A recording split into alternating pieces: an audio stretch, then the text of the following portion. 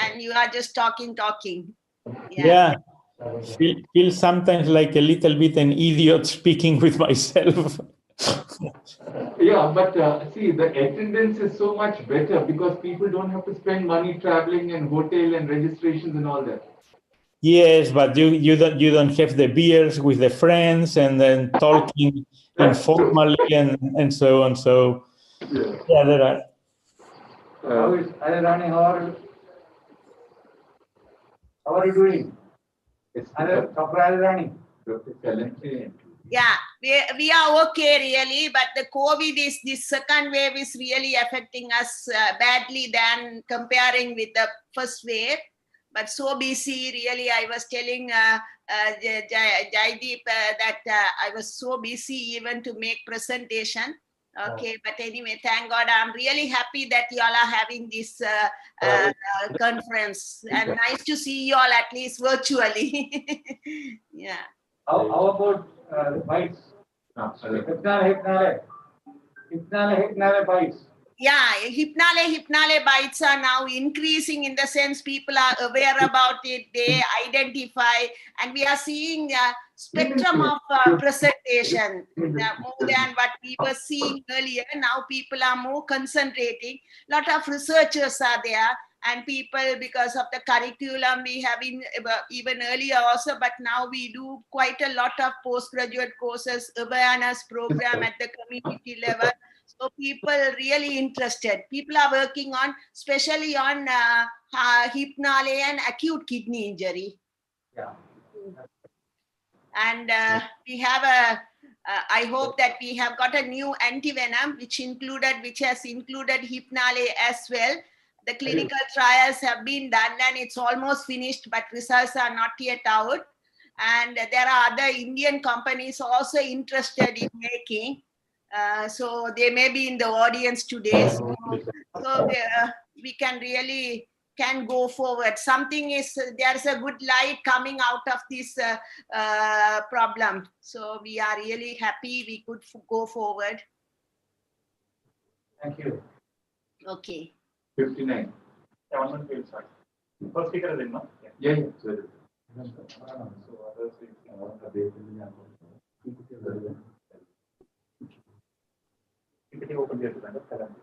I think Prof. Voral is in the audience. Yeah, he's also logged in. We'll allow everyone in.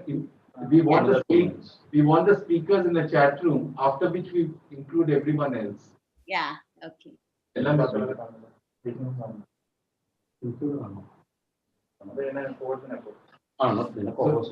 once we admit, we'll start. Okay, sir. 1 minute we'll start. Yeah, good. We'll start in about a minute or two. Dr. Kalantri, can you hear us? Please unmute yourself, sir. Yeah, I've done that. We can hear you loud and clear. Yeah. Nice meeting. I've heard about you a lot from Professor Varal. We have not met, I think. Yeah, we haven't met. Yeah. I heard a lot because whenever he comes here, he says, yes, he'll have to go to Telegram. The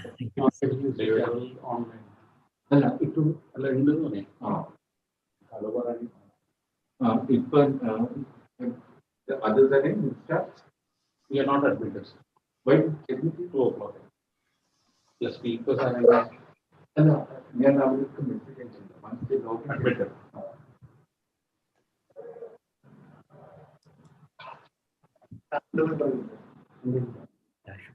Give it.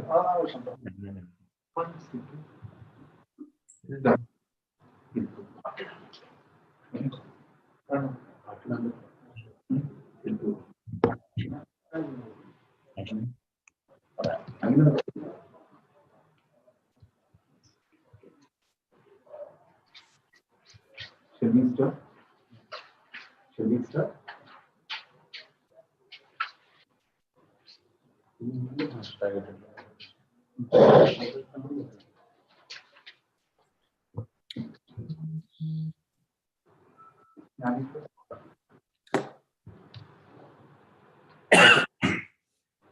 It's 2:01 now, Indian Standard Time. We are set to start proceedings on day 2. On day 2, we have 8 speakers and we have a 10-minute video presentation from Priyanka Kadam.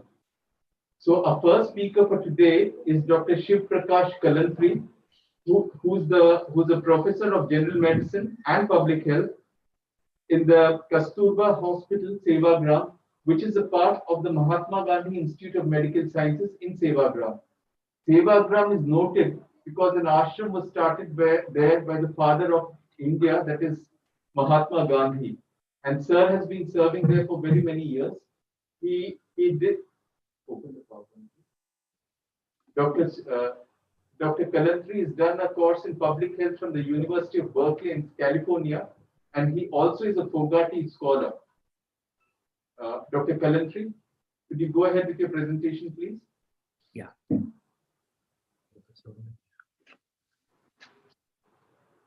So good afternoon, and it's very nice to be in the distinguished company of people who are so passionate about snakebite and who are so deeply interested in snakebite. And I would like to thank organizers for giving me an opportunity to share our limited experience of snake bites in a village called Sevagram.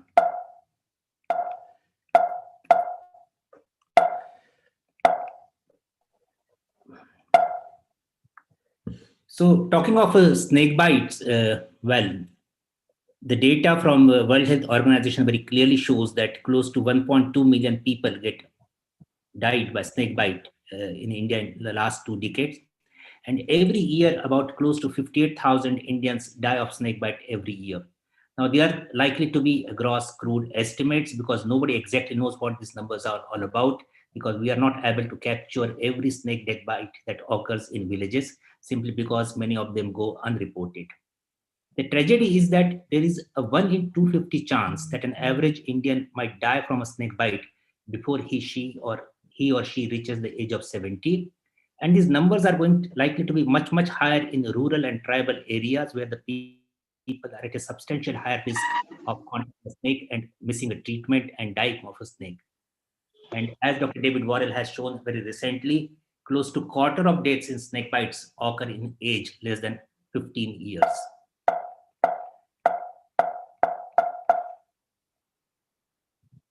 So if we look at snakebite mortality, now this graph very clearly shows that as we start from the green zone where the snakebite incidence is rather low and move towards the red zone, the mortality starts increasing. Now we are located in a place called Maharashtra, and we live in a small subset of Maharashtra called Vidarbha, in a small village called Sevagram. And this is Mahatma Gandhi's famous hut where Gandhiji lived between 1936 and 1946. This was a very hut which was made by none other than Mahatma Gandhi himself. And he spent his last 10 years of life living in this small hut in Sevagram. And this is famous Gandhiji's snake box. So as the story goes, that Gandhiji lived in Sevagram, there were a lot of venomous snakes all around his ashram, because after all, it was a very small, poorly lit village. And Gandhiji, known for his fancy for non-violence, would have all these snakes captured in this snake box. And then these snakes would be very safely placed in a nearby forest. So Gandhiji didn't kill a single snake in the 10 years that he lived in Sevagram. And therefore, our association with snakebite goes to almost 80 years old, ever since Mahatma Gandhi lived here. We began to look our hospital data of snakebite, and we started collecting data from 2014 prospectively. And we have analyzed our data from 2014 to 2020, November 2020. And in those 6 years, we had 1,850 snakebite admissions in the hospital, of which about half the patients had a non-venomous snakebite. And when we now collected data on 948 venomous snake bites, we lost about 78 of them. So the crude case fatality rate was 8.2%. The 95% confidence intervals are between 6.4 to 9.9. And graphically representing this indicates that there is a 1 in 10 or 1 in 11 chance that a patient with a venomous snake bite getting admitted to our hospital would die. Now, this is a very big number, and this is an extremely alarming number, because in our own hospital, the mortality from, say, stroke or a heart attack is a bit lower than the mortality from a snake bite. And therefore, we started wondering that what are the predictors of snake bite when the patients get hospitalized after a snake bite. And again, this graph would clearly show that of every 10 patients who are admitted with a snake bite, one dies. Can someone please unmute himself or herself? Yeah, unmute.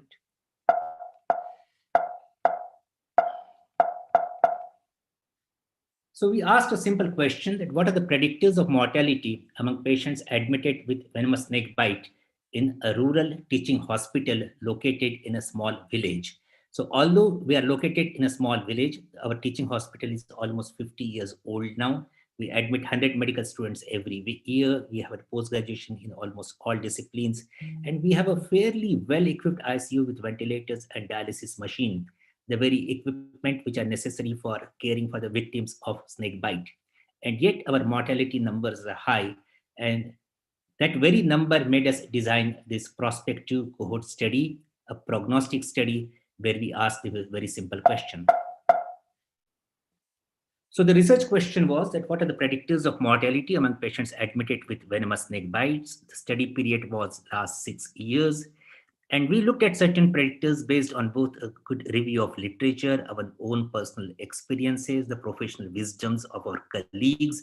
And we found that we collected data on their age, sex, where did they live, what did they do, how far they are located from the hospital, what was the bite time, where were they beaten, what treatment did they get at primary health center or a district hospital, what was the dose of anti-snake venom that they received at either PHC or a district hospital or day one in our hospital, or the total dose, and did they suffer from any of these 5 complications: the neurotoxicity, an acutely injured kidney, coagulopathy, serious and refractory hypotension, or thrombocytopenia.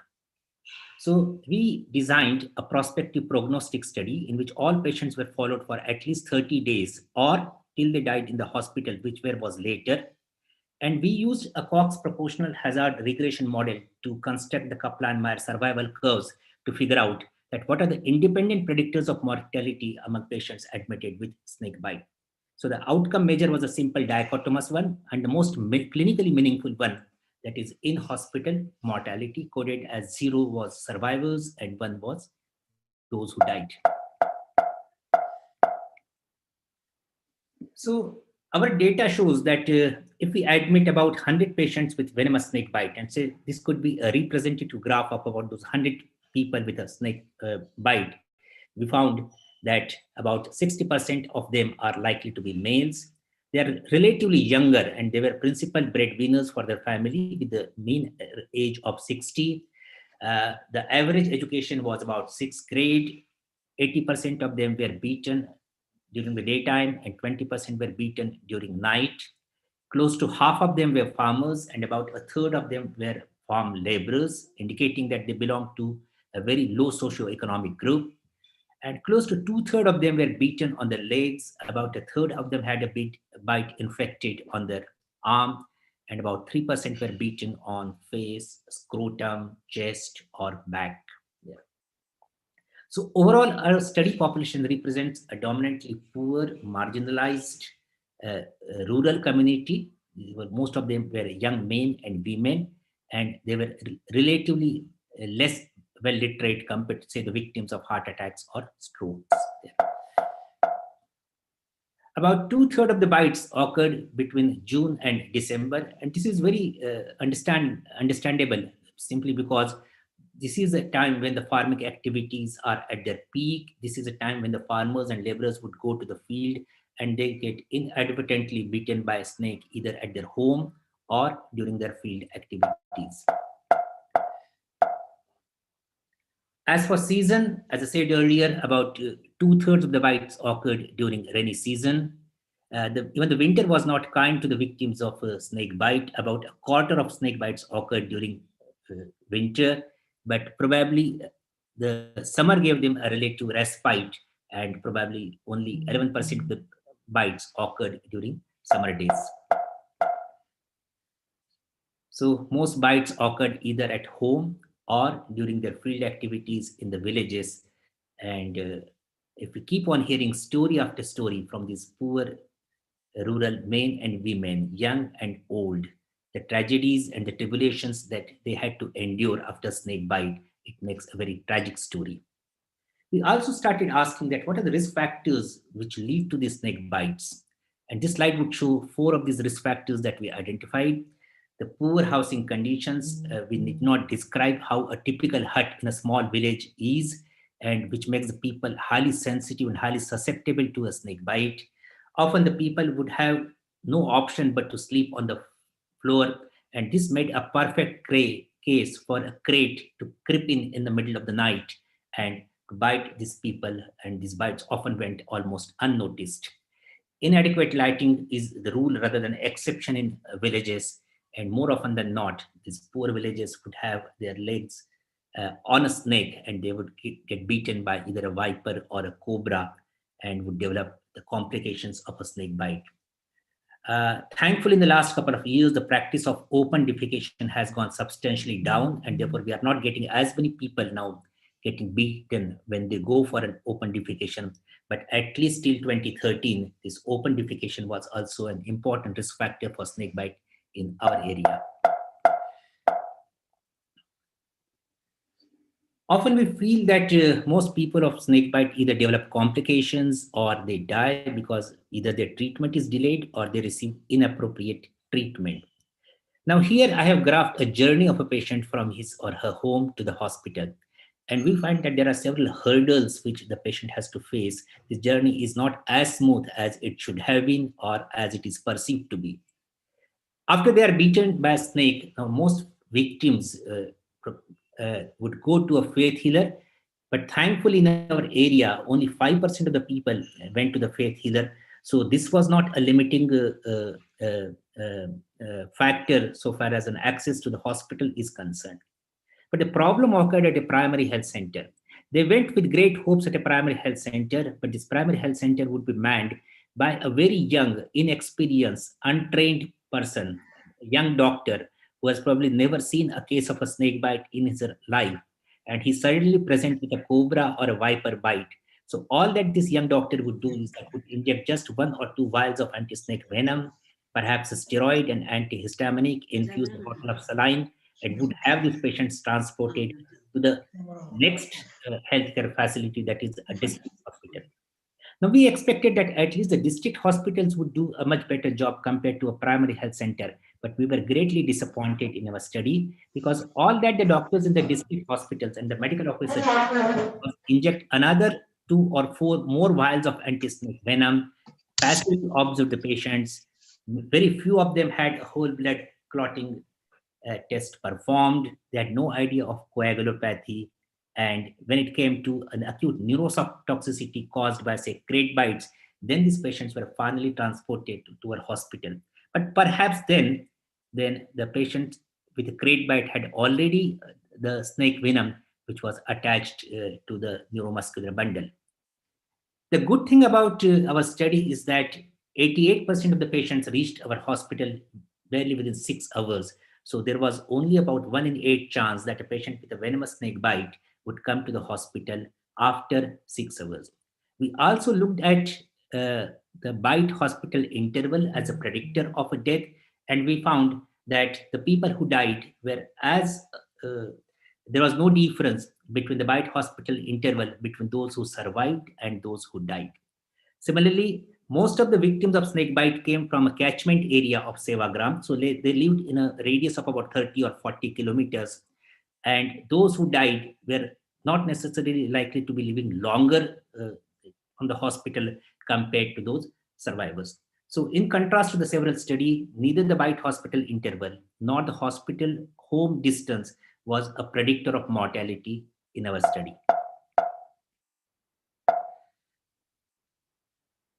We also wondered that could the snakebite mortality be dictated by a species? And therefore, we classified our victims of snakebite into Russell's, cobra, crate, and unclassified. And we found that almost 2/3 of the bite were infected by Russell's viper. 65 patients died because of Russell's viper envenomation. There were 106 patients with a cobra bite, of which only 2 died. 81 patients had a crate bite, of whom 11 died, and there were 121 patients whom we could not classify. None of them died. But I must caution here that we use a syndromic classification to classify the snake bites. And while the syndromic classification looks good on paper, when it comes to its diagnostic accuracy, we find that its specificity is quite high, almost 95 to 100%. But its sensitivity is very low, particularly for crate bites. It's as low as 14% there. And therefore, given that the diagnostic accuracy of this test, given the fact that this test is very inaccurate in distinguishing the subclasses of a snake bites, all these numbers are rather crude numbers, and they may not, it's quite possible that we might have misclassified some of these bites. Let me share with you that what would happen if I take a sample of 100 people from a snake bite who are admitted to a hospital.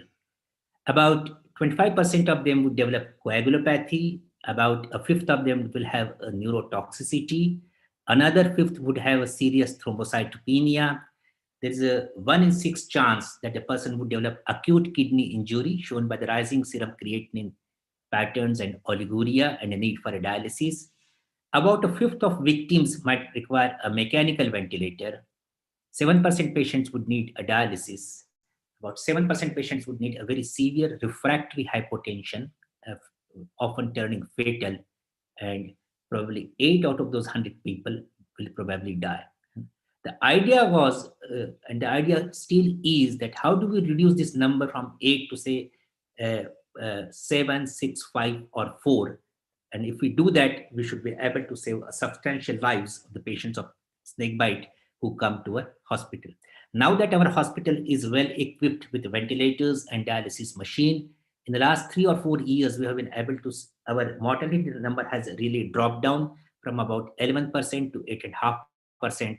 And we hope that by using evidence-based measures for the treatment of a snakebite, we would like to bring this number from 8.5% to 4%. Another question that comes to mind is that does the anti-snake venom affect the outcome? And we try to answer this question by looking at the median dose of anti-snake venom given at the primary health center.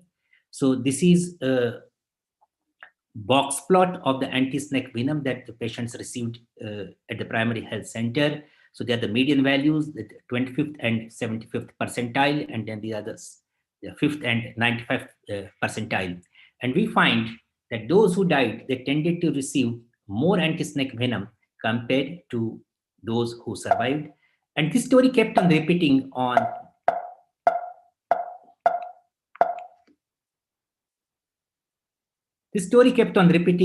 day 1, and as well as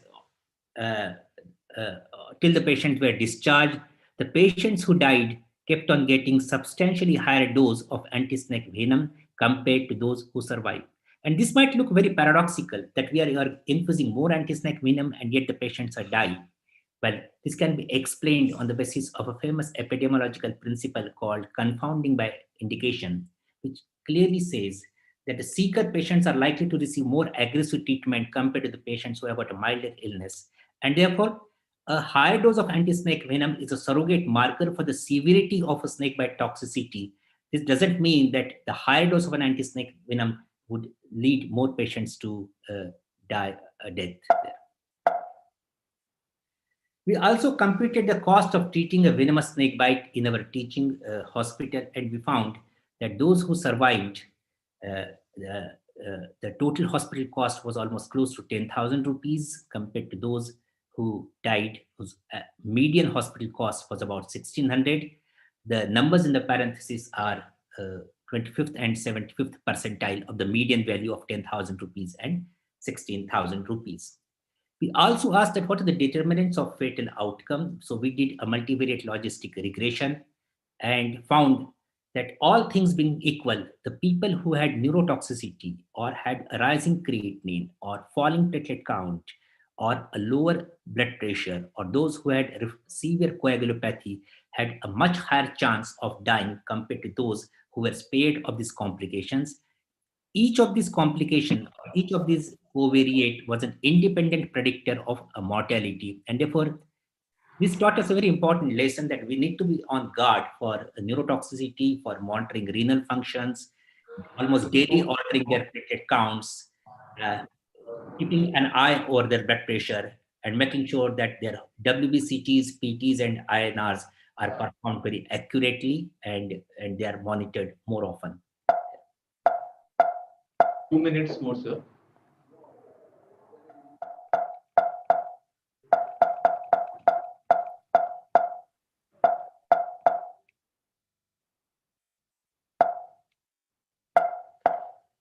Something's in slides got stuck. Okay.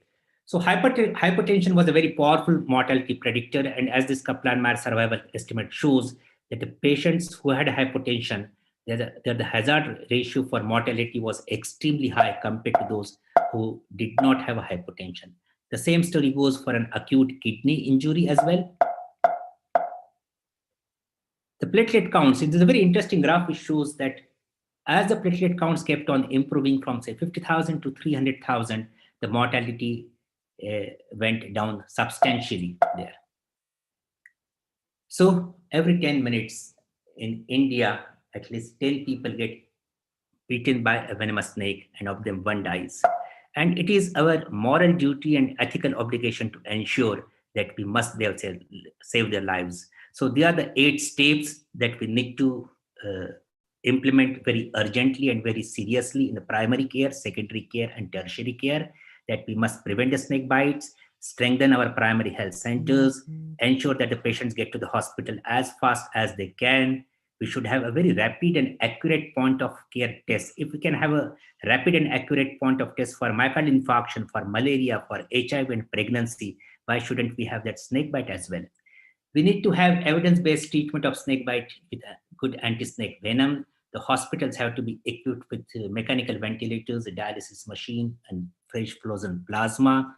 The snakebite treatment has to be incorporated into the undergraduate and postgraduate curriculum.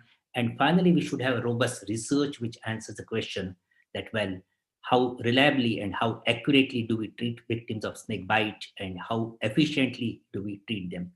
If we get all these 8 steps right, then probably we should be able to achieve what Pandit Jawaharlal Nehru said in his famous Tryst for Destiny speech in 1947, that we will be able to reduce the mortality, not wholly or in full measure, but very substantially. Thank you. Thank you so much. Very well spoken, sir. And you put in a lot of research into what you've done with the box charts and all that. Very well covered, sir. And this is over a period of how many years? 6 years. 6 years, sir. And are you continuing with the data collection? Yeah, we are still collecting the data. So we are now getting more and more data now. So we have now expanded our data collection to the community level now. So because we are aware that a hospital-based study cannot capture the essence of a snakebite mortality, so we need to start from their villages, from their huts, and collect data which is more community-centered and community-driven. Thank you, sir. There are no questions. Just one question on the chart, on the chat. We'll take one first. The first question was, what about capillary leak signs as an indicator? Very surprisingly, we saw only 3 patients who had a capillary leak syndrome. So, and with almost a textbook picture of a capillary leak syndrome, that their parotids were swollen, their face was swollen, they were edematous all over, they developed very serious refractory hypotension, pleural effusions, peritoneal effusions, and we lost all 3 of them. Mention the type of. Can you please mention the type of cobra, NK or NN, and type of crate? Naya Kauti or Naya, and what type of crate, whether it's Bangaris cerealis or Bangaris? It is Bangaris cerealis in your area. There is one more. And I guess the other one would be Naya, no sir? No, Yes, not seen it. Cobra. From Rohit Gowda. Hello sir, I am from University of Mysore, and my question is: if a snake bite and the person treat with antivenom after 1 year, same snake bite, what will be the response of the body? Well, honestly, I don't know. Honestly, I don't know because I've never thought about this. But we saw one patient who was bitten by all 4 snakes. He was bitten by a cobra, a crate, a Russell viper, and as well as a saw-scaled viper, isn't it? And every time he came to our hospital and he survived. But we have never seen a patient who is being consistently being beaten by the same species there. Okay, sir, it's been a lovely talk. Please keep up the good work. Thank And you. it's been a wonderful beginning to day 2 coming from you, sir. Thank you. Thanks so much.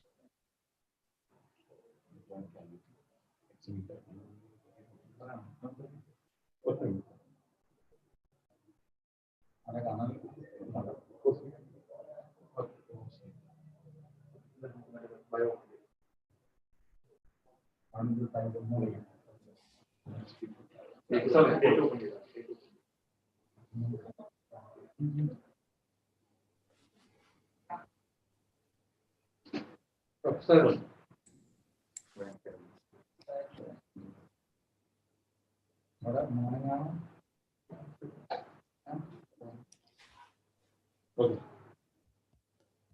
Professor Joan Calvete, all of us know you, everybody knows you. First of all, thanks a lot for accepting your invitation to be with us. Professor Joan Calvete, research professor of Spanish Research Council, is head of the Evolutionary and Translational Venomics Laboratory at the Institute de Biomedicina de Valencia. He belongs to the board of directors of the Global Snakebite Initiative.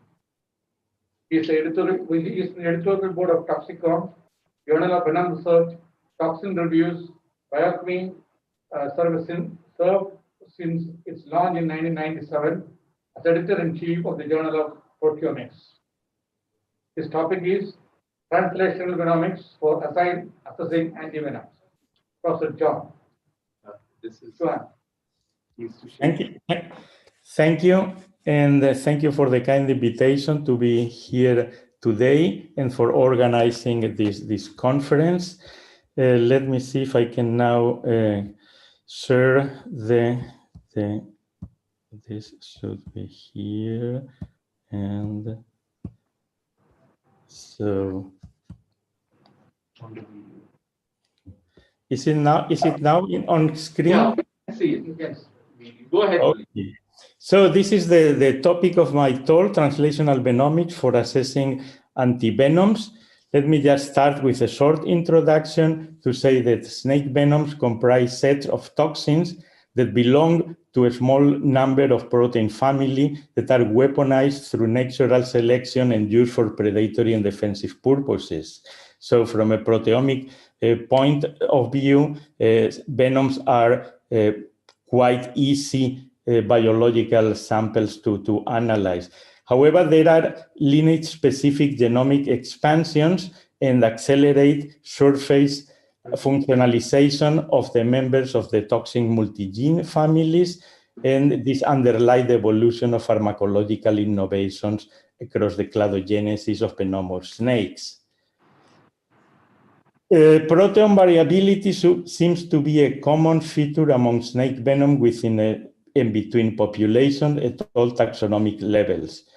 Although the mechanism that generates such biodiversity remains largely elusive, genomic reorganizations, post-translational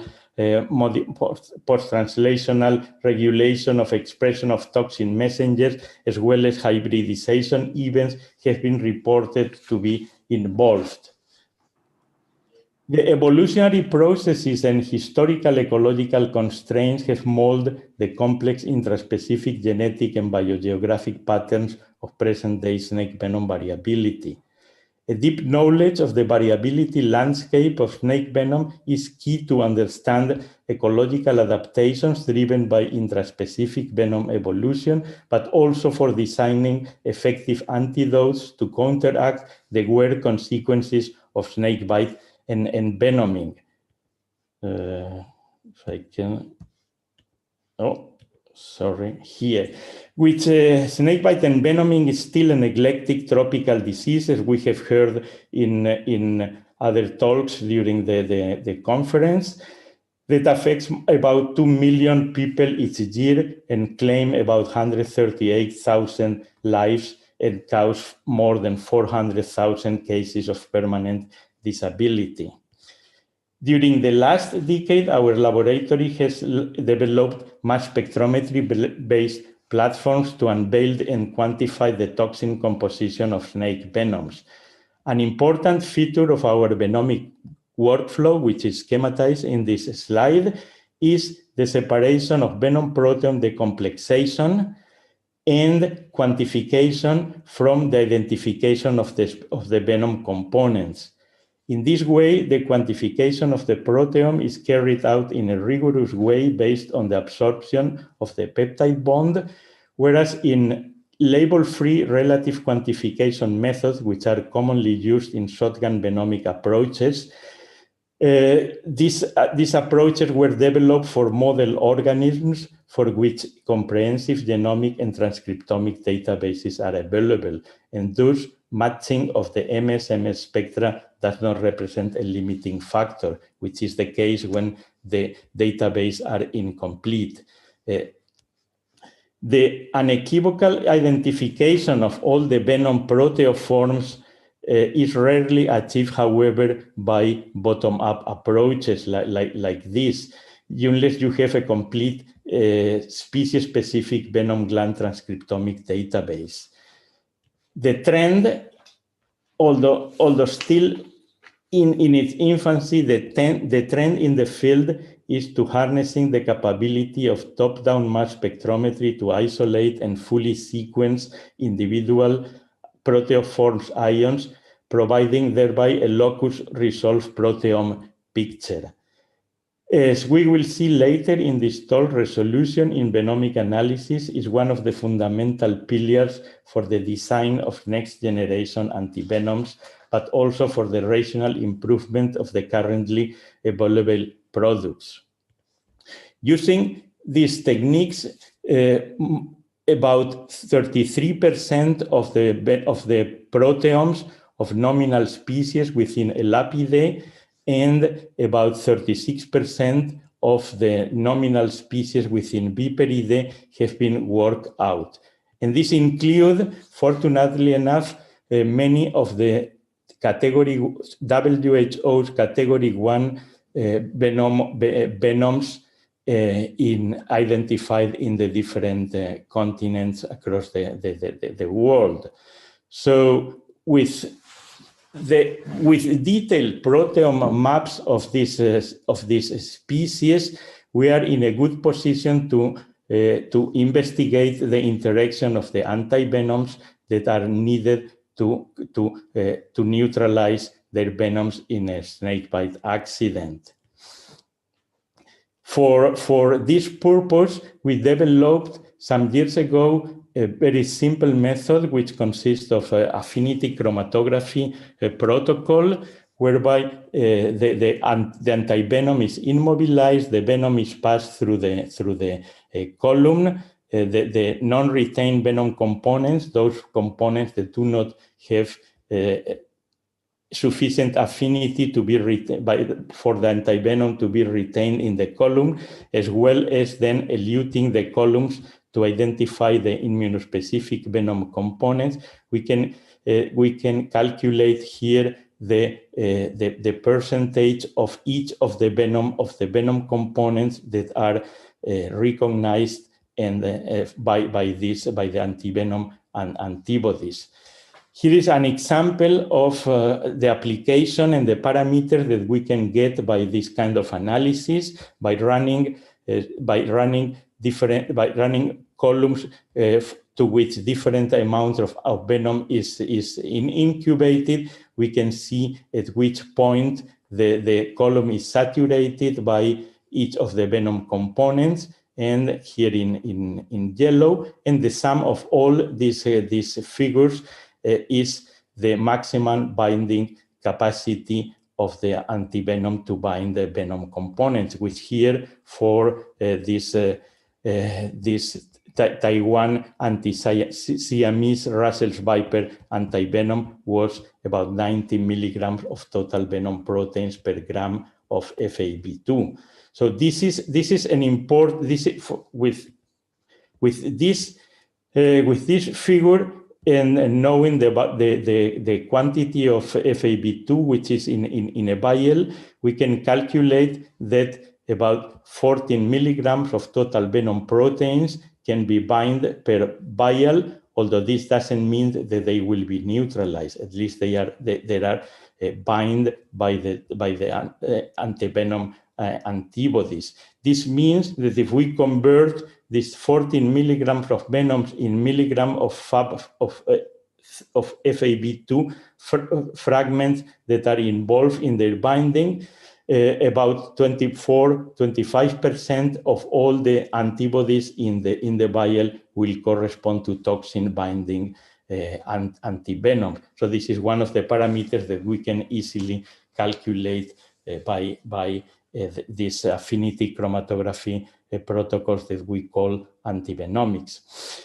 However, toxin binding doesn't mean that they are neutralizing antibodies, and the most relevant clinical parameter is the percentage of neutralizing toxin binding antibodies that the antivenom possess. And let me see if I can go here. So for this, we need to combine in vivo studies to calculate the potency of the antivenom and relate the potency with the maximal binding capacity of the antivenom.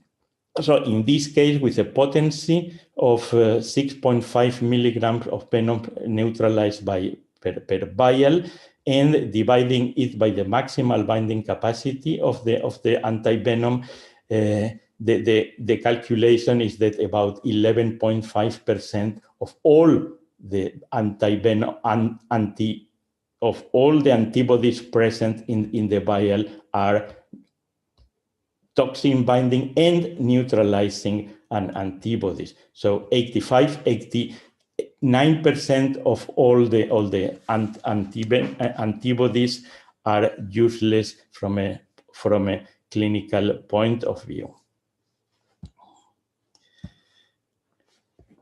With a lethal dose for human of approximately 40 to 7 milligrams of Russell's viper venom in Siamese Russell's viper venom for humans, and the venom yield of adult specimens ranging from 130 to 250 milligrams. It is calculated that the therapeutic dosage would be between 6 to 11 vials per LD50 inoculated in the bite, which is quite high. Another useful parameter that we can use to try to improve the antivenoms in the currently existing antivenom is to figure out which of the toxins that are in a venom are the most relevant ones, the ones that need to be neutralized for an antivenom to be clinically effective. And this can be done by a technique that is called toxicovenomics, where here, instead of investigating the LD50 of the whole venom, we investigate the LD50 of each of the components of the venom and relate this with through a toxicity score, which is the ratio between the relative abundance of the toxin in the venom and its LD50, the contribution of its LD50 to the total LD50 in the venom. In this manner, we can see that the clinically important toxins are those that the toxicity score is higher than the number of LD50s that are injected in a snake bite. This is here an example where we have plotted the antivenomic outcome of an antivenom for binding these components of this venom. You see here the range of immunorecognition across the chromatogram with this for the individual components, and here is the toxicity score plotted against the same chromatogram pattern. You see here also the toxins that cause lethality and the threshold of above which all the toxins that show up in this region here need to be neutralized by an antivenom that is effective for the therapeutic treatment of the bite by this snake that produce this venom. So these are useful parameters that help us to propose how to improve antivenoms, which can be, for instance, just by producing recombinant detoxified version of the relevant toxins, those that have the toxicity score that the highest toxicity score and need to be neutralized, or simply by producing affinity columns, toxin-specific affinity columns for purifying antibodies against them, and then supplement the antivenom with these purified antivenoms against the major toxins that need to be neutralized by the antivenom. So let me show an example of a recent example that we investigated here in your country, in the Indian subcontinent, where we analyzed the venoms of Russell's viper from all the corners of the subcontinent. You see here the four venoms that we analyzed from Russell's viper from Bangladesh, from Sri Lanka, from South India, from the region which is where all the venom is used for the antivenom production in the country, but also from Pakistan. You see immediately that they show similar, but they have also notable differences. And here are the LD50s of particular components, the most important components in these venoms. Here, if we plot these proteome maps in the geographic map of this region of the Indian subcontinent, we see that they map to the three corners of the triangle, and it is also apparent that although all these venom proteomes are comprised by a large set of common components that are present in all the venoms and are shared between the different population, but also by population-specific components which mainly belong to the PLA2 family, and this family contains some of the most lethal toxins in the corresponding venoms. If we map now the composition of the population-specific components, you see here that one can identify two dispersal routes of these toxins, which means dispersal route of the species during the invasion of the Indian subcontinent, the dispersal through these geographic areas, and one is a route that comes from the entry point through Pakistan of the precursors of Daboya, of the Russell's vipers, that goes from Pakistan towards the south of India and Sri Lanka, and another dispersal route that contains SARE molecules, and that goes through the central and north part of the continent, of the subcontinent, towards Bangladesh, and which represent the precursors of the Siamese Russell's viper. This is important, these biogeographical patterns, because it shows you which venoms are more related between themselves than to other venoms in the geographical area. And here, this is also highlighted by antivenomic analysis, where we analyzed the immunorecognition and the neutralization of these different venoms by antivenoms, all produced against a venom from South India. And whereas most of these antivenoms recognize not only the South Indian venom, but also that of Pakistan, and probably also others along these dispersal routes, they fail to be effective in neutralizing the effects of the venom that is here in this corner of the country, and also in Bangladesh. So what is why? Hear me? 2 minutes more. Sure.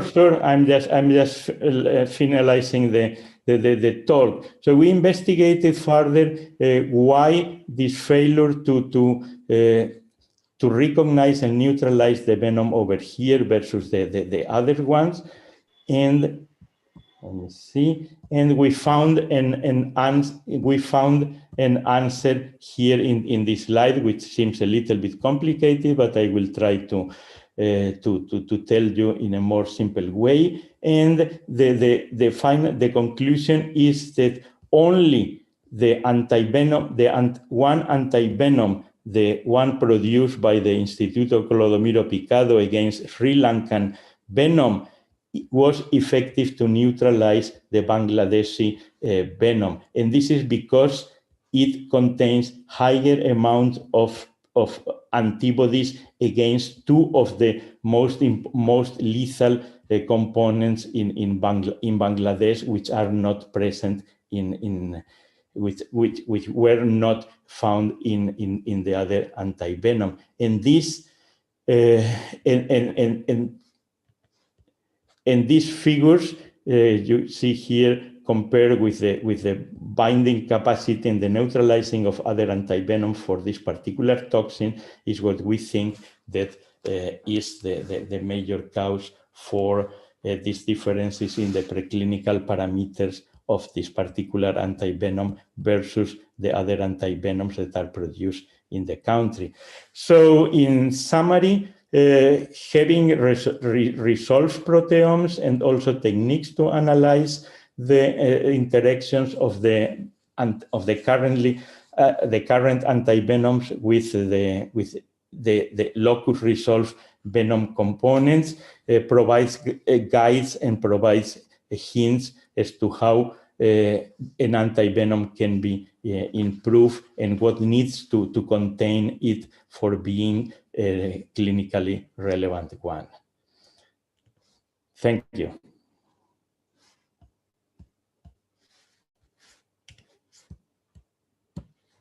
That works. Thank you.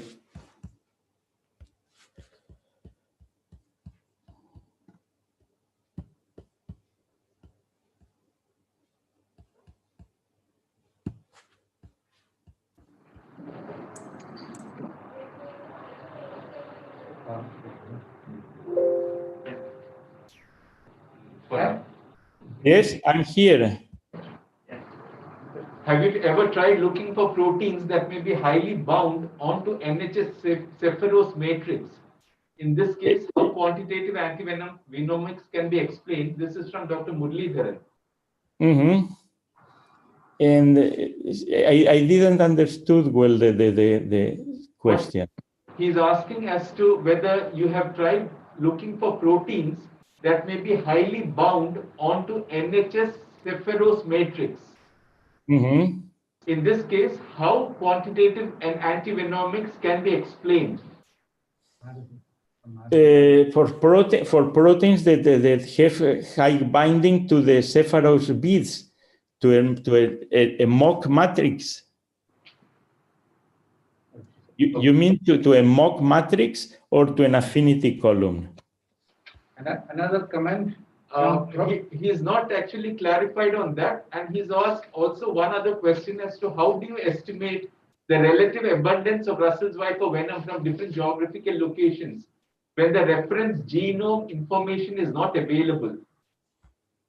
Well, we don't need the genome information. It would be nice to have it, but the proteomic data speak by themselves. So you can identify the differences in binding from one populations versus the others, and you identify also those by toxicovenomics, those that should be neutralized by the antivenoms that are simply not neutralized because the immunization mixture didn't have these molecules. So this provides you a clue by a profile of the venoms across the country for a given species, like this widely distributed Daboia Russelli, which is also highly variable in venom composition, gives you an estimation of the type of variability and which proteins could be included in the immunization mixture for producing a more widely clinical ranging antivenom. So this is another question from Karthik Sunagar to everyone. Thanks very much for the wonderful talk, Professor Calvity. Thank you. This method have revolutionized the field. May I know how the LD50 of the venom in human was estimated? Oh, I'm sorry that with the mask, with the mask, it's difficult for me to understand the question. No, what he asked is, how was the LD50 of the venom in humans estimated? In humans is estimated by the so-called allometric conversion of mice to humans. So this is well-known procedure in the pharmacological industry that takes into account the ratio between mass and surface of the animal to calculate a ratio between the LD50 in a model animal and the LD50 for humans. Thank you, Dr. Yuan. It's been a wonderful talk. And if there are other questions, we will put it through the chat box to you. Okay, thank you. Thank you. Thank you. Well done. And we move on to the third presentation. Welcome, Mr. Gnaneshwar CH. The next speaker is going to talk about effectiveness of snakebite prevention kits. A study from the Tamil Nadu. He is a project coordinator for the snake conservation and snakebite mitigation project at Madras Crocodile Bank Trust. He is a graduate in wildlife biology and an early career conservationist. His keen interest is on herpetology and human-wildlife conflict. He is working towards reducing the snakebite deaths across India. He is a part of ICMR Task Force for Snakebite Envenoming. Most welcome, Mr. Gnaneshwar, sir. Thank you, sir. Am I audible? Yeah. Go ahead, please, Gyaneshwar. Yeah, sorry. Sorry, my power just went off. I think we're going through a cyclone right now. Anyways, good afternoon, everyone. We will share the screen. Sorry, Do you want us to share the screen? I shared my screen. Sorry, I can't. Not really clear, that's right. Yeah, that's fine. Yeah, you can start. Yeah. Good afternoon, everyone. It's an honor to be around you all. Like I was introduced, I'm Ganeshwar and I work at the Madras Crocodile Bank Trust. I would like to present about the study that we've been doing for the past 8 to 10 months, even though it was scheduled for 6, but we've extended it due to COVID. This is about effectiveness of snakebite prevention kits in a specific area in Tamil Nadu.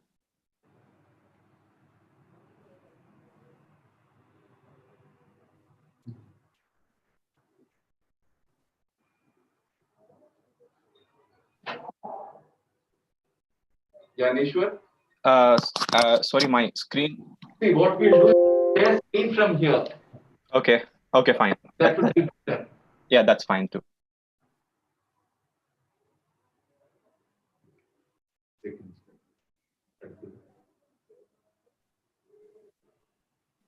I'll wait here for it.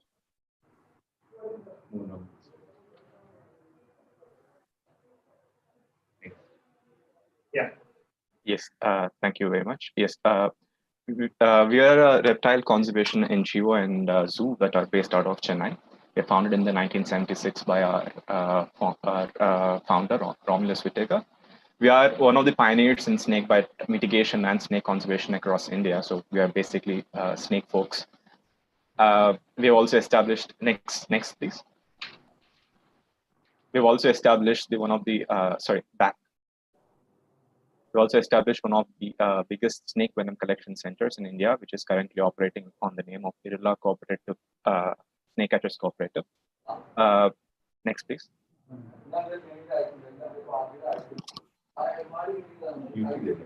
There is some audio there. Thank you. Majority of our work is basically working with rural communities and schools regarding outreach and community and capacity building. We reach out to schools and we teach them about snakes, avoiding snake bites, prevention of snakes in their households, and what to do for a first aid and all. It's not just schools, but also for rural communities across seven states right now. Next, please. In addition to that, we also train frontline staff such as forest department, fire department, teachers, ASHA workers in taking this forward, and we train them in such a way that whatever their respective field is, they could support snake conservation or snakebite mitigation. Here you see is a forest department. They've been trained to rescue snakes from vulnerable areas. Next, please. We are also working on collecting venom across India and sampling them. Of course, we work with Dr. Karthik Sunaga here from the IISc, and he does most of the venomatics for us, and we help him in getting permissions and catching snakes across country. Next, please. Another one of our main interventions is providing technological interventions. Again, one of the co-speaker here, Jose Lewis, we work with him and the Indian snakes to establish apps and maps to spot snakes and snake bites and all other things that we can fit into an app.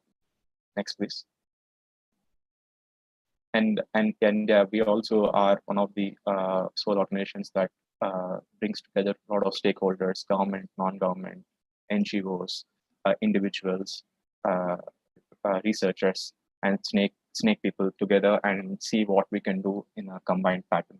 Next, please. Can you just stay on that? Yes, thank you.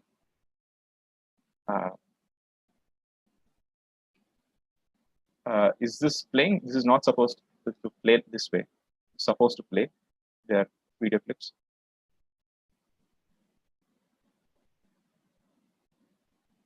Yeah, sorry. So we've been addressing snakebite in a very straight and very basic way. Is to go out to communities and see what is the basic cause for snakebite and important causes, and we're trying to tackle them directly. One of it is, if you see here, there are 3 case scenarios of how a person can get bitten by a snake. One is we're working in field barefoot, sleeping on floor without any protection around them, or walking in the night without a torchlight or without footwear, eventually ending up getting bitten by a snake. Next, please. To address this, we have started a project in a place in Tamil Nadu called Tirukkarangudi, which is in the district of Tirunelveli. Here, in addition to all the education programs, statistics, epidemiological data collection, and training the departments, we've also undertaken a very different study, probably one of the first studies of its kind in India, is to promote snakebite prevention kits. I'll tell you what those are, and distribute to them to communities there and see their acceptability nature.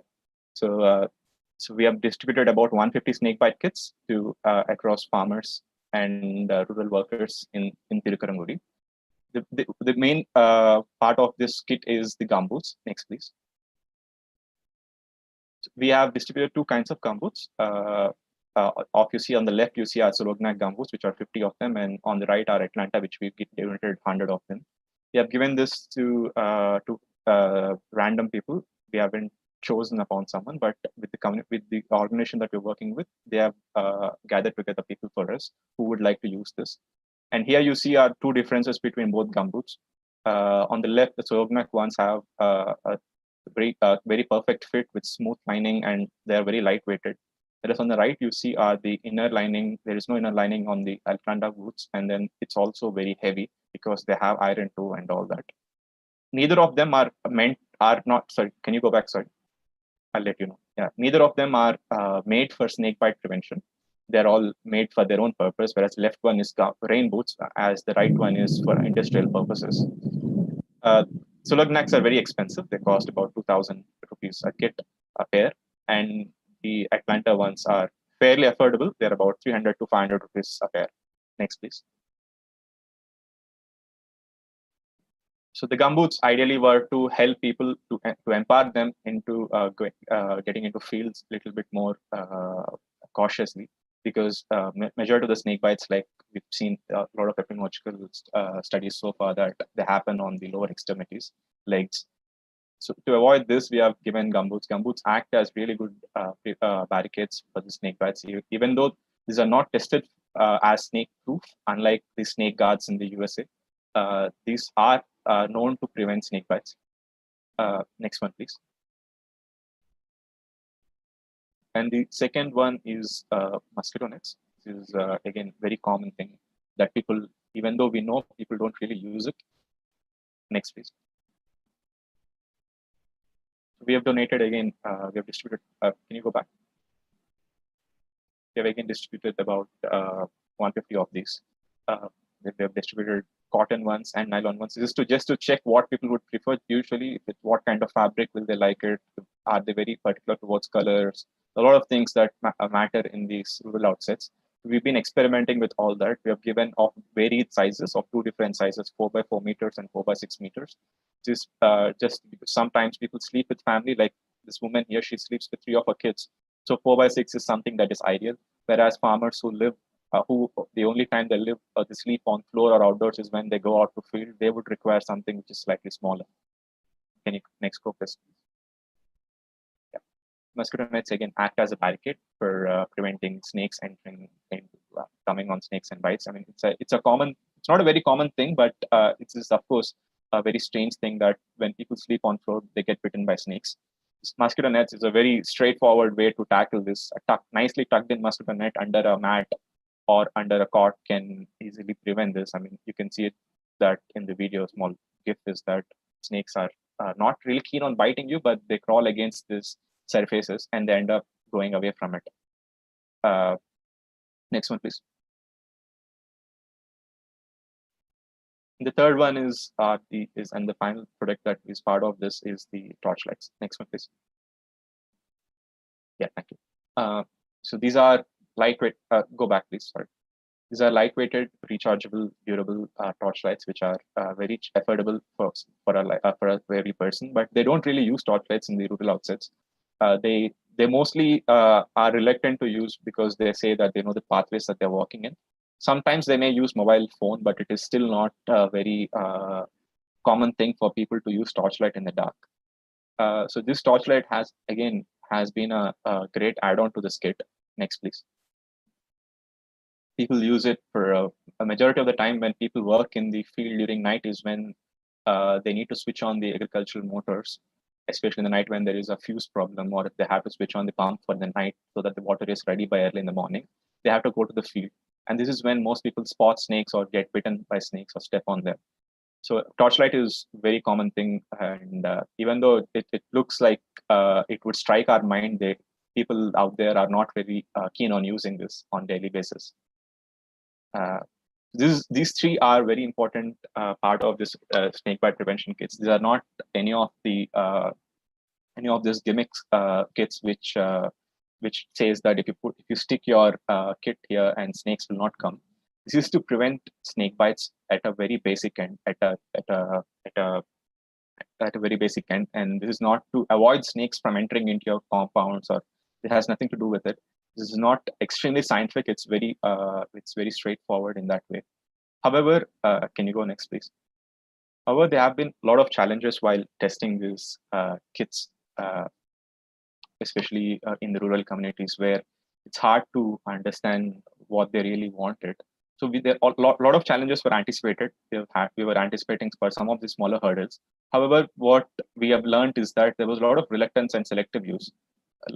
Initially there was a lot of reluctance to use this because these are something new that it was not part of the everyday lifestyle, and then slowly it became into selective use. Like they wouldn't really use it in field when they work. Like for example, gumboots. They will not wear it while planting rice or while sowing seeds.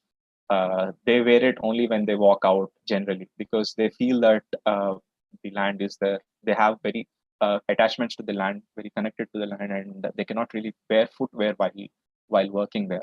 And they also feel very comfortable because they also don't feel very comfortable because most of their work involves a sense of touch that their leg gives them.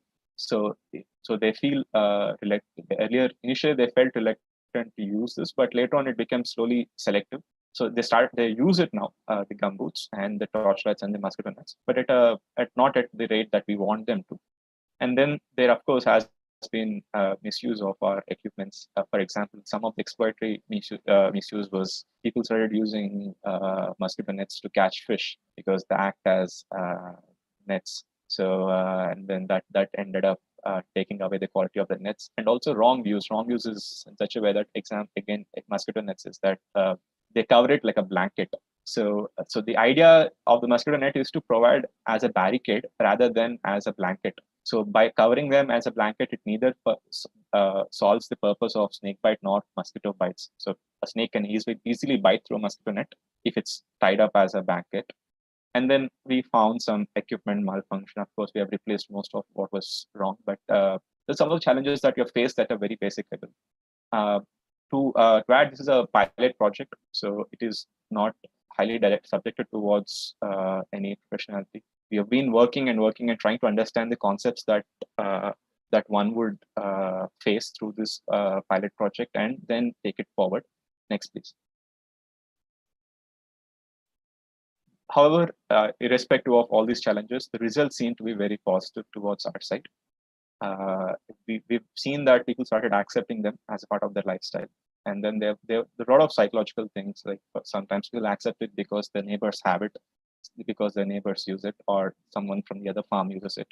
So we have started building these people as ambassadors for the projects, because these people go out and speak about this equipment that they really like it, and people start taking it more seriously and they would want it.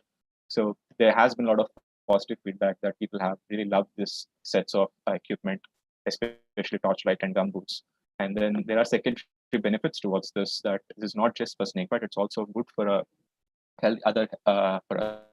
any problems that they're facing, especially walking in bushes where there could be spikes or thorns, glass pieces, using mosquito nets to avoid even mosquito bites, and torchlight can help them in guiding their pathway and all. Slowly, I've seen now that there is an increase in demand. I was just in field a couple of months back, and I've seen that a lot of other people who are not part of this study also wanted these sets of gumboots. Poisons and certain other methods. Sorry, there's some audio. Okay. Next, please. Again,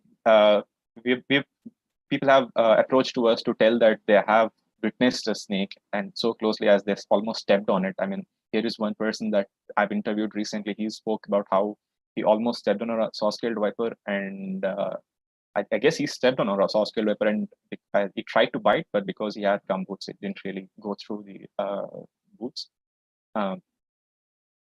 So people have witnessed Russell's viper while walking on the field, and just because they had a torchlight, they could see it.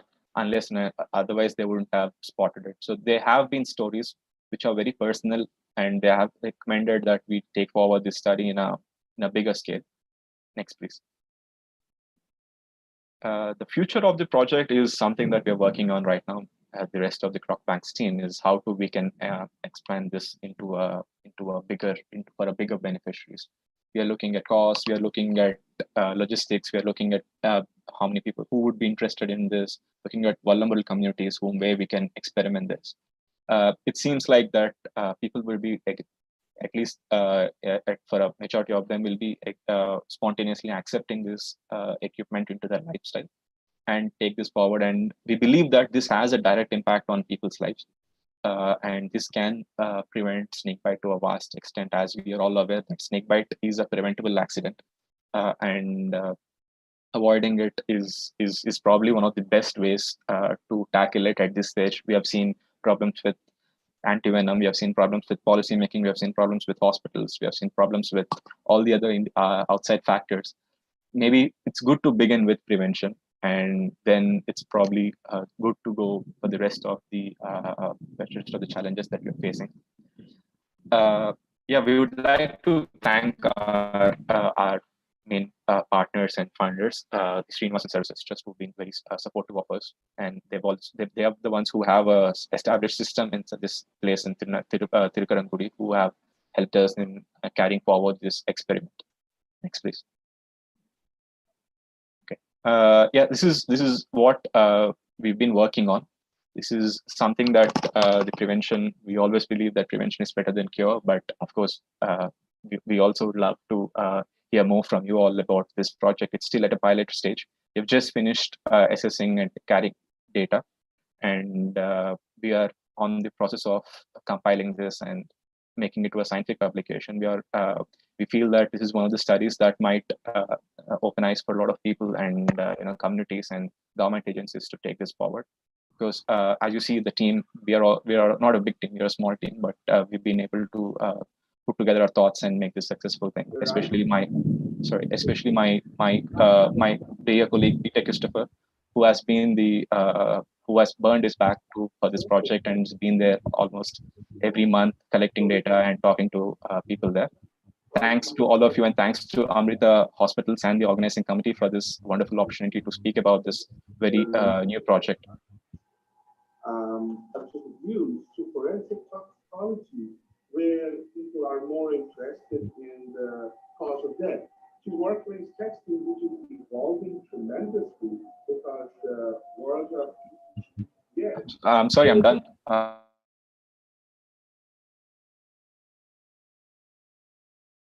are a lot of compliments coming your way from various delegates regarding the work you are doing. We share it with you. And few questions I'll take. First question.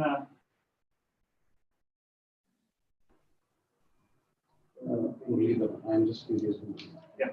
From Muralidharan B, I'm just curious to know, apart from Big Four, why IRLA is not supplying venom from other medically important snake species? Okay, that's a very interesting question. The Rural Cooperative Society has permissions only to catch snakes from two specific regions in Tamil Nadu, Chengalpet and Kanchipuram districts. These both districts have only Big Four snakes, unfortunately. And that's one of the reasons why they're not going outside to catch snakes. However, the idea is to make this into a more of all the neglected venomous snakes, also to have them there and milk it. But this is a project that a lot of us trying to push through. I'm sure some of my colleagues here would also know this, that challenge is slightly bigger than we anticipated. But yeah, that's something that we're planning in the future, that Irla Cooperative acts as a venom bank for all the other snake species also. Can we go to next? Thank you, Chad. Thank you, Ganeshwar. Keep up the good work, and regarding all your team also. Thanks, sir. Can we go to next topic? Next topic is adverse reaction to anti-snake venom. Speaker is Dr. Indira M. Madam is Associate Professor in Department of Medicine, Government Medical College, Trichy, Kerala, India. She has graduated MSc Medical Toxicology from University of Colombo, Sri Lanka in 2019, and MD General Medicine from TN Dr. MGR Medical University, Tamil Nadu, India, and MBBS from Calicut University in 1999. Madam, welcome to Amrita Snakebite Conference. Can we start now? Yes. Good afternoon, all. Am I audible? Yes, madam. You can make it to the full screen now. Yes.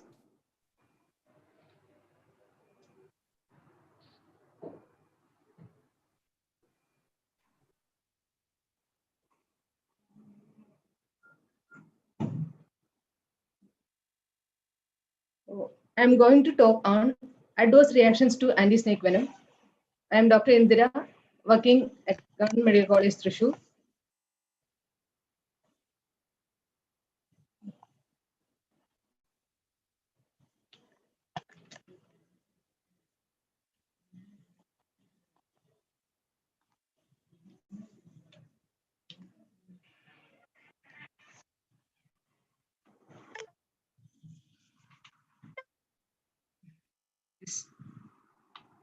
So, all of you know that anti-snake venom is the mainstay of treatment in snake envenomation, and antivenom is immunoglobulin, FAB fragment of whole IgG, which is purified from the plasma of a horse or sheep that has been immunized with the venom of one or more species of snake.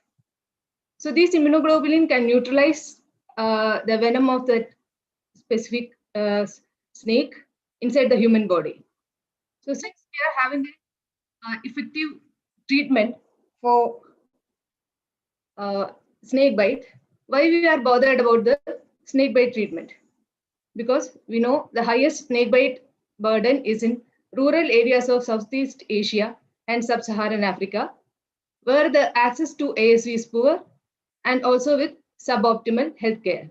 People have to travel kilometers to reach a hospital where ASV is available. On the top of that, reaction to antivenom is another limiting factor. So in rural hospitals, doctors tend to refer the patient to higher center and defer ASV in fear of the reaction, which can be fatal. Fatal reactions are the limiting factor. And when we come to Indian scenario, we have polyvalent antivenom against 4 species, that is Russell's viper, soft-scale viper, cobra, and common crate. So they contain the equine protein. Since we have polyvalent antivenom, we have to give larger amount compared to monovalent to patients.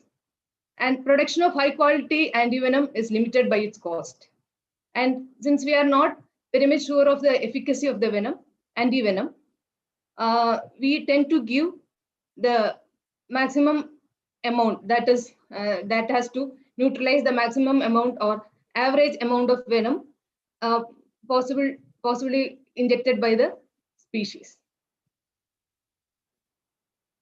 Coming to the various reactions, we can divide the reactions into early reactions and late reactions. The early reactions occur within minutes to 3 hours of starting ASV. There can be mild reactions with pruritus, urticaria, nausea, vomiting, headache, fever, diarrhea, abdominal cramps, dry cough, tachycardia. But these mild symptoms can at any time can progress into severe fatal anaphylaxis with hypotension, altered sensorium, bronchospasm, and angioedema.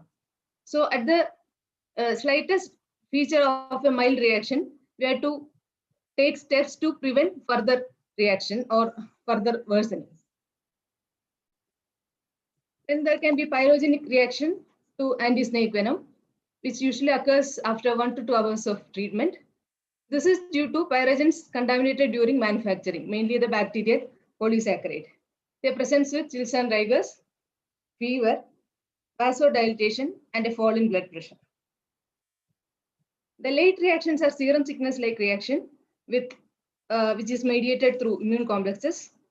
Usually occurs 5 to 14 days after antivenom treatment, and it can occur as early as 1 day, and the usual mean time of onset is said to be 7 days.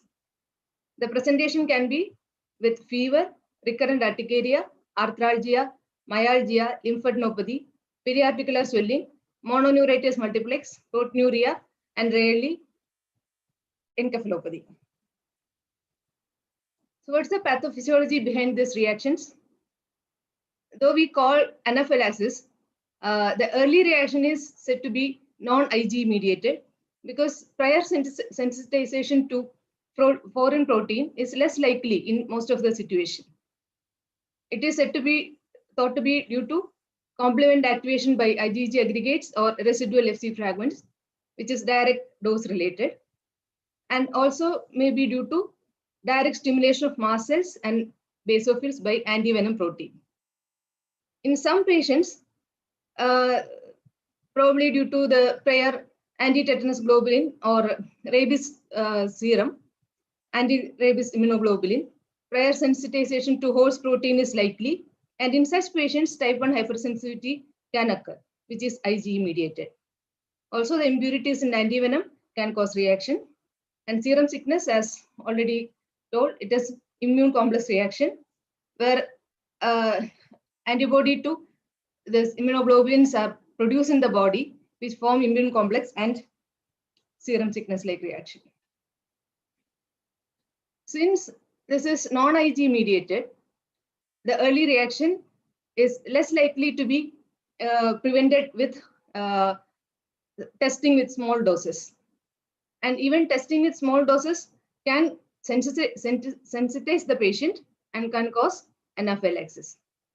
There is no evidence for difference in the occurrence of reaction between polyvalent and monovalent antivenom. Again, no benefit for slow infusion over bolus doses are seen in terms of preventing reaction. So what is the data available regarding the reaction, ASV reactions? In Sri Lanka, it is showed that 81% of patients who received ASV showed reaction, of which 43% showed a severe reaction. In Australia, where monovalent antivenom is available, there also even 25% showed reaction, but the severe reaction was less, that is 5%. In India, various studies have shown that the reaction ranges from 5.6 to 56%, of which 10 to 15% are moderate to severe. Definitely, there is poor documentation of adverse reaction. So we have collected data in our institute, Government Medical College Thrissur, which is a tertiary care hospital. And we collected data from June 2019 to May 2020. The total number of patients who received ASV was 50, of which 34 were males and 16 were females. We have lyophilized anti-snake venom from Hopkins Biopharmaceuticals. We used to give infusion 6 to 10 vials in the initial infusion in 250 ml of normal saline. And it is according to our hospital guidelines and our Indian snakebite protocol. So initially we give 1 vial in 250 ml. We start with 250 ml with 1 vial of infusion, and after 5 minutes, we give the whole vials in the same bottle. That's what we practice in our hospital. So the median age of the study population was 40 years. Mean number of ASV vials used was 13.5 plus or minus 4.8. The indication of ASV is as shown. At 16% showed only local cellulitis, 60% showed hemotoxicity, 14% showed neurotoxicity, and 10% showed both hemo and neurotoxicity.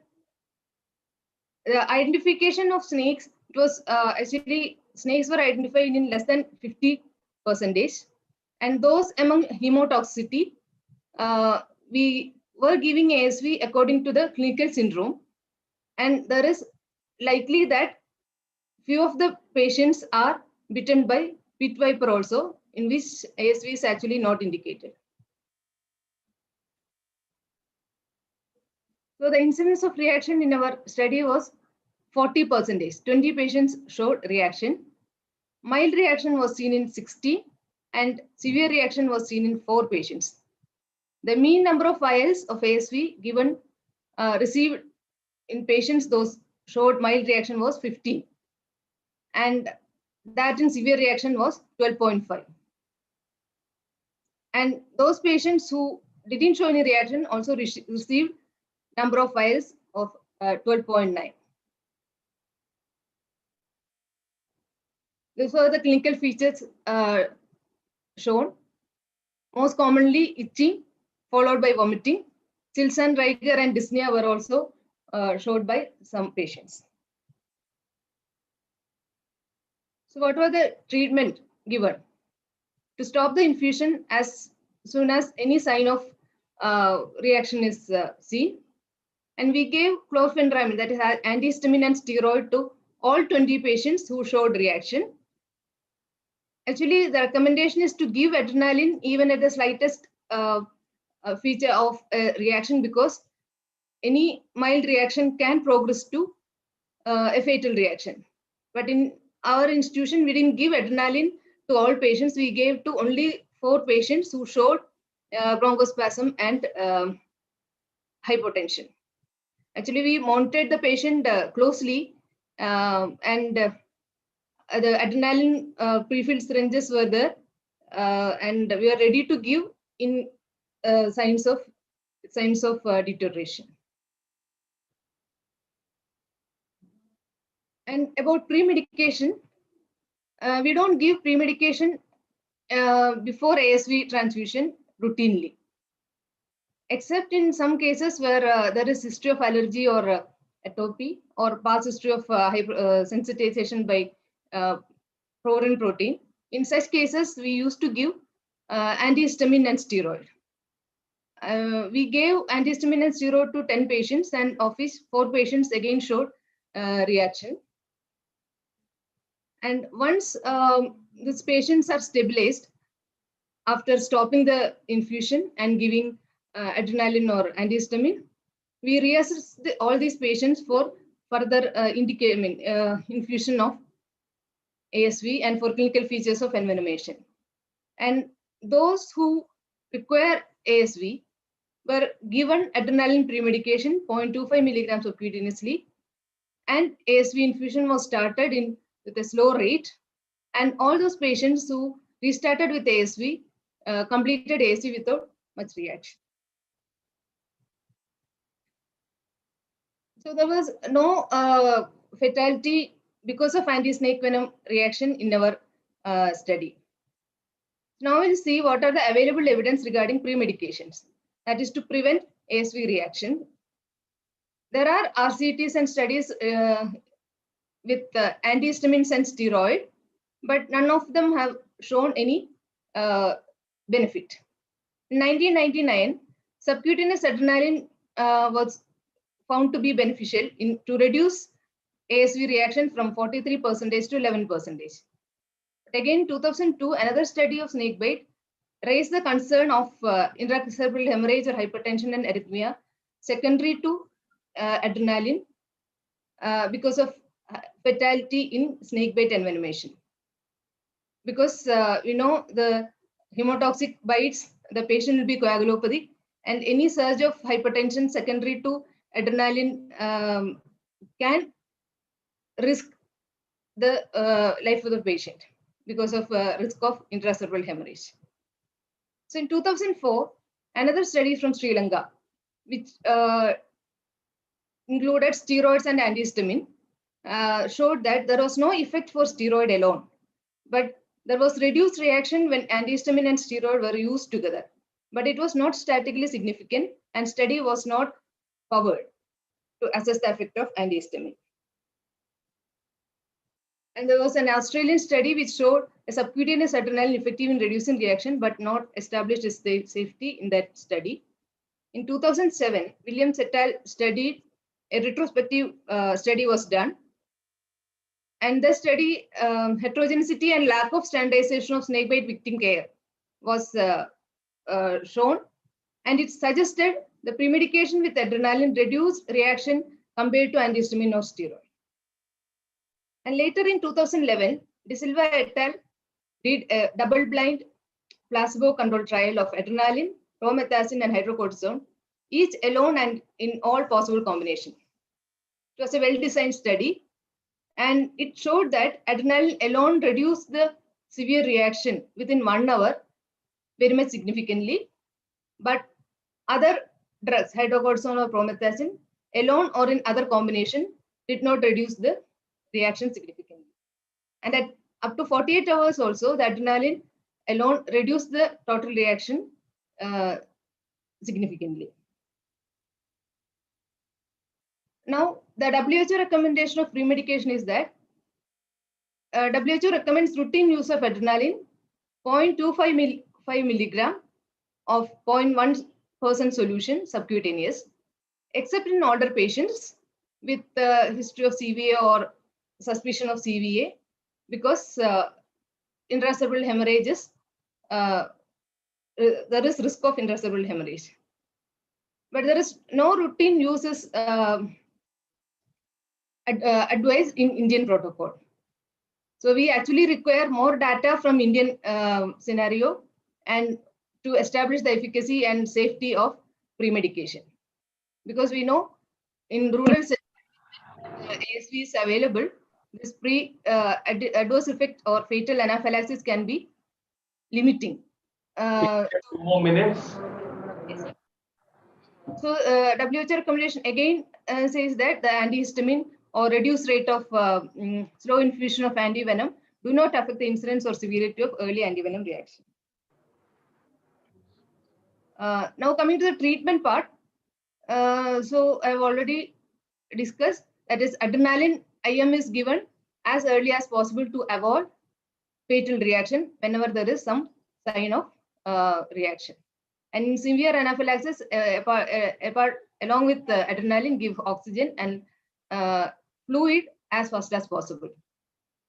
If the anaphylaxis is not responsive to the initial management, give again fluid, repeat the fluid.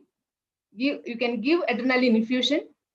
Also, dopamine can be given, and nebulized salbutamol, nebulized adrenaline, IV atropine, etc. can be given.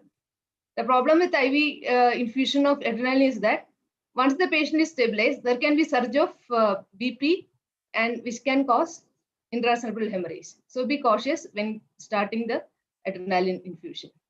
For pyrogenic reactions, you can do physical cooling and antipyretic.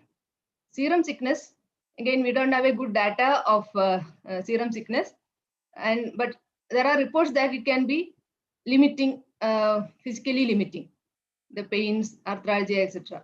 So you can treat with antihistamine, and if not responding, you can add steroids for 5 to 7 days. So thank you once again, the Amrita team. I acknowledge the help of Dr. Bhavani Prasad, the junior resident, and Department of Medicine of my institution. Thank you. Well spoken, Dr. Indira. There are a couple of questions in the chat box.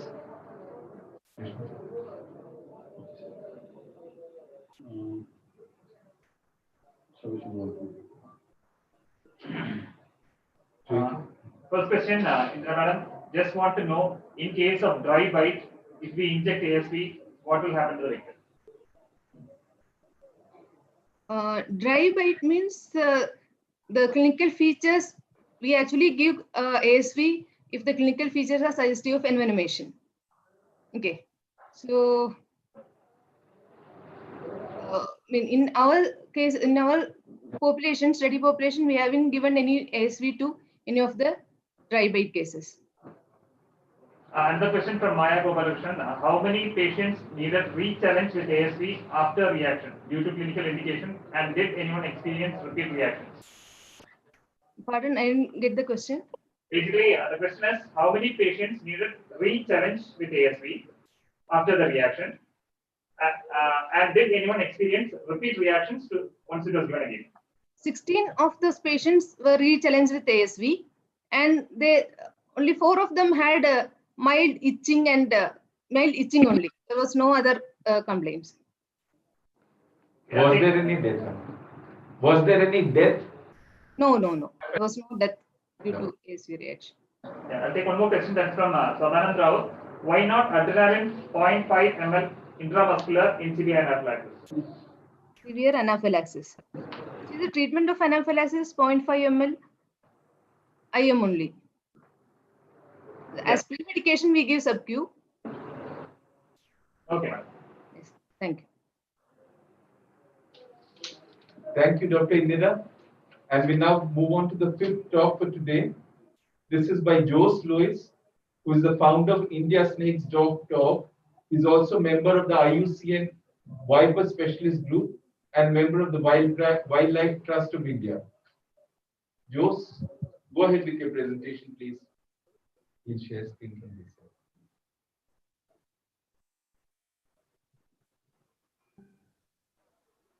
Doctor, will you give me share screen option?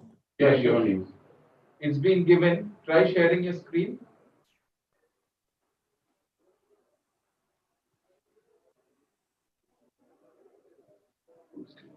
The screen visible? Yes. All right. And very happy to be here in this meeting. And usually this was a fantastic opportunity to meet people in person, but I think in this difficult times we don't have such opportunities. But it's actually opening up new avenues and new ways of connecting people across the world. I was watching the kind of participation and kind of presentation, so it's a great platform and happy to be here. Thank you, Amrita team, for giving this opportunity to talk about technology in snakebite management. I happened to attend a couple of the earlier seminars, and I was attending day 1 and day 2. Most of the talks are about antivenom and treatment, and a few of us, including Ganeshwar and me and a couple of other people, we are actually the non-clinical people who actually look at how can we reduce human-snake conflict. And a few of us who got this tag of conservationist, we look into this snakebite issue as a conflict issue, where human-snake conflict is taking maximum number of lives across the country and across the globe. And fortunately, in the recent past, this topic is taken some serious attention from people, and institutions like Wildlife Institute of India and the Ministry of Environment and Forest has taken some steps towards reducing human-snake conflict, where most of the human-wildlife conflict was about a tiger, leopard, elephant. But slowly, as Dr. BC told, the snake-human conflict is slithering into the main stage and telling people that this is actually the biggest problem. So I was experimenting with some technological interventions since 2017 with the support of various people. It was Premium Serums, it was Grass Crocodile Bank, it is Jerry Martin. So all these people actually helped us to develop a few things which could connect people, connect the stakeholders together. I would like to explain a couple of such technical interventions and how these things can actually help in reducing the human-snake conflict, and how can information technology and related things help us further. So as I told earlier, as a civil society group, our focus is to reduce the conflict, and instead of being people who can treat snake bites, we would like to look at outreach, reduction of conflict using preventive measures and stuff like that. So we would like to support the medical fraternity with additional data, additional information, and getting their message to the rest of the world, so that snake bites can be addressed in a better way. This is one tool which I started talking a couple of years back. It's a mobile-based system which has got a lot of things built in. For example, it has a digital field guide of all the snakes found in India. Not all, most of the snakes, I should admit. And as people carry their mobile phones wherever they travel, you can actually find the nearest snake expert in case if you have a snake emergency, because there are a large number of snake experts across the country who are using the system. I'll come to the next slides and show you. In case of an emergency, you can actually find the nearest hospital using the mobile app. We have listed about 2,500 plus hospitals which are treating snake bites across the country. And wherever you are, you can find the nearest hospital and navigate to the hospital. Because my principle looking at this is that if you can order food online, if you can find a taxi online, things are easy these days. So why can't you find the hospital, and why can't you find a snake rescuer using the same kind of technology? So we use technology for that kind of. And also, this is a fantastic platform to share your outreach material, because we create a lot of outreach material, whether it is posters or presentations, or it is small video clips. How will you reach this to people across the country? You may have to connect with them using their mobile phones, or their email IDs, or find people and send it to them. But here what we have done is that using this platform where a user can simply download training materials through the mobile phone and use it in his local workshops or training sessions. So this is something which we can use for sharing training material. And finally, people can send photographs. This is something which we are very happy to do. Every day we get almost about a dozen photographs every day from people across the country. They have seen a snake, they take a photograph and send it to us. Sometimes these are coming from doctors, sometimes these are coming from common public. They just saw a snake outside their house. They want to know whether it is venomous or non-venomous, whether it is dangerous to their life. So we are able to identify the snake. I mean, let me tell you, this is not identified using technology. These photographs are identified by actual human beings, whether it is Vivek Sharma or Ganeshwar or Jerry or Josh. We sit behind screens and identify the snakes and tell people that this is a harmless snake, or it's a venomous snake. So this is how we connect with people. Maybe having said all that, maybe I'm trying to play a small video on your screen, just showing you how quickly you can find a hospital. So this video will tell you how a hospital can be found immediately. So this is the app interface. You just click on the hospital. It'll give you a disclaimer, and wherever you are, you can see the green dot. This is my current location, and you find a hospital which is nearby. Click the hospital, press the navigation, so it will give you the navigation too. So most of the technology, most of the things are designed in such a way that things which we use on a daily basis is incorporated into this particular system, so that it can help you to get help during an emergency. So this is one of the options. The same way you can find a snake rescuer also, because many times people ask us that how you find the nearest hospital. So this is a good way of finding the hospital. But of course, I understand that when you reach the hospital, there should be antivenom also. So we try to list hospitals which are already telling that they do treat snake bites and they do have antivenom. So this is one part of the technology. This is how technology can help you. On the left-hand side screen, you can see the users across the country. Whenever somebody register to use the mobile app, we take the GPS location and we try to understand how many people across the country are using the mobile app. So in no other way I could reach this many people across India with the message of snake bites. Every day people are downloading the app. Few people stay back, we lose users. But as on today, these are the number of people who actually have the mobile app, Serpent mobile app installed in their mobile phone and used at least once in last 7 days. So that is one great way of connecting, reaching out to people across the country. It is cost effective, it is easy, and you don't have to give anybody anything extra because it is in their mobile phone. So they carry their mobile phone wherever they are. So your system is with them always. On the right-hand side screen, you have the rescuers. These are the snake experts across the country who use the mobile app. So these are people who actually can, intervene when there is a human-snake conflict, or these are the people whom you can call for a workshop on snakes and snake bite related topics. So these are the people. Both these things are growing on a daily basis. And if you look at it, per person, like the cost per person to reach out to those people are very less, because once the system is developed, once the system is up in the server, it costs us nothing, even whether it is used by 1,000 people, whether it is used by 10,000 people, there is not much of a difference. So, cost effectiveness is one thing. And, we don't have to work 24/7 to reach out to people. The system is working on its own. So anybody can download at any point of time. So that's how technology can help you.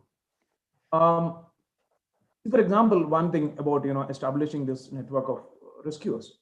So as I told you, it's about 450 people. Now, this is a great network of people who actually can help anyone during a human-snake conflict, or even conduct workshops locally. And they access the centralized education material, because this is another major problem, because, a lot of people, somebody who is in the remotest part of India, say, for example, in Uttarakhand, would like to conduct a snake bite awareness workshop. Where will you find the right kind of material? So, if you are in the network, you get an updated set of snake bite awareness material, probably in their own regional language, a set of things like, it can be a presentation, we got posters, we got short videos. So all these things are available to these people. So, the system works as a centralized repository of these kind of materials. And all these people are usually, using standard techniques and, tools when it comes to manage human-snake conflict. So these people are, they are in touch with us. They're trained how to deal with snakes using proper methods. So this is how we people across the country to organize their activities when it comes to snake. And the model can be, it is scalable, can be replicated. It is in India, it can you can take it to another country, or maybe I'll come to another case study. A particular state can implement their own customized model because they want a few more options in the system. So it is scalable and it is customizable. Once it is made, then it is easy to replicate to other areas.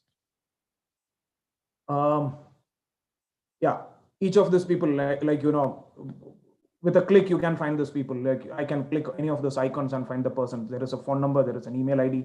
So it is also easy to reach out, because sometimes, these days you get a snake rescue calls on Facebook and Twitter. People say that, oh, I got a snake near my house, and, they tag people.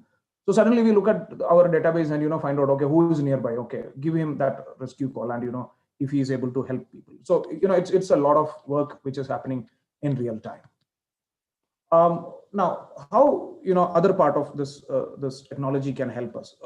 I told you, a lot of snake rescuers actually use this system.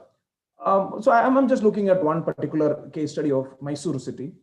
From March to November 2020, March to today till today. This is snake rescue reports from the city of Mysore.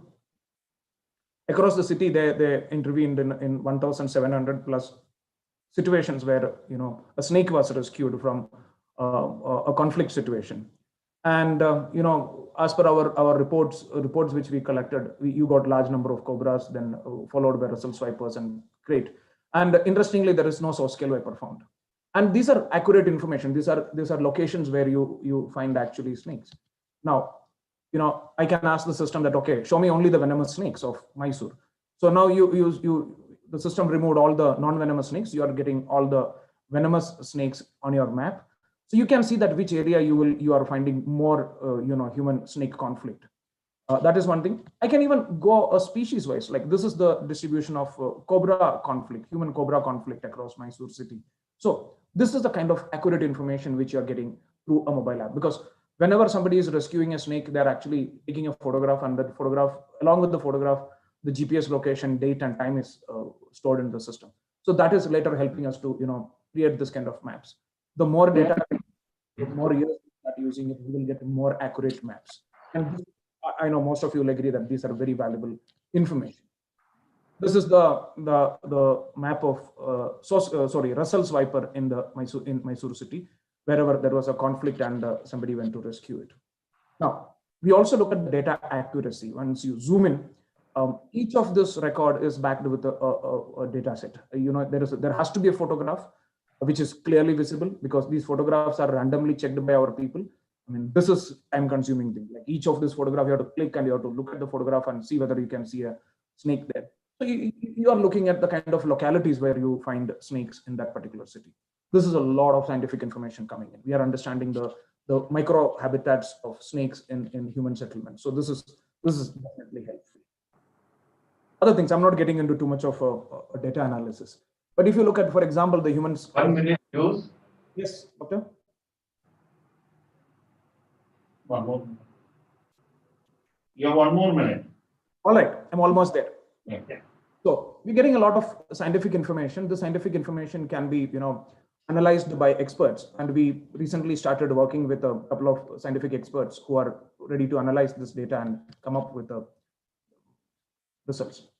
Again, what kind of top 10 snakes we are getting inside your houses, like, whether it is venomous or non-venomous. This kind of information is coming up.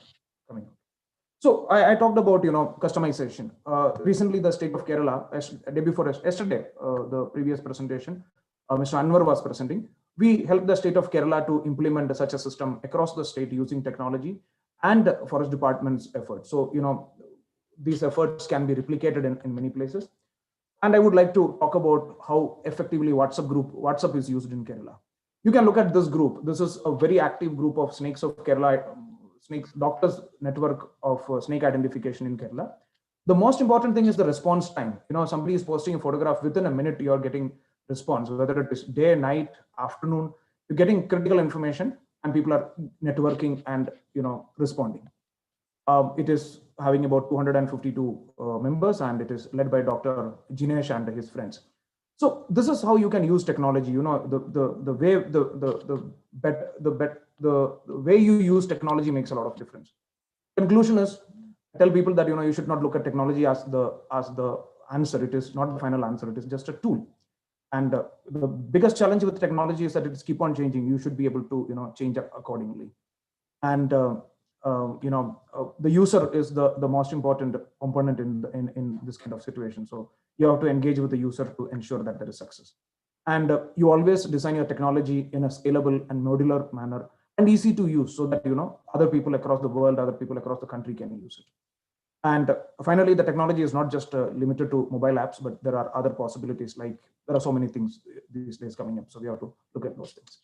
Thank you very much, and I thank Bank for supporting this project, and a lot of other people. I'm not giving all the names, but there are a lot of people, friends who helped us in this effort. And thank you very much for this opportunity, and all the best for the conference. Thank you.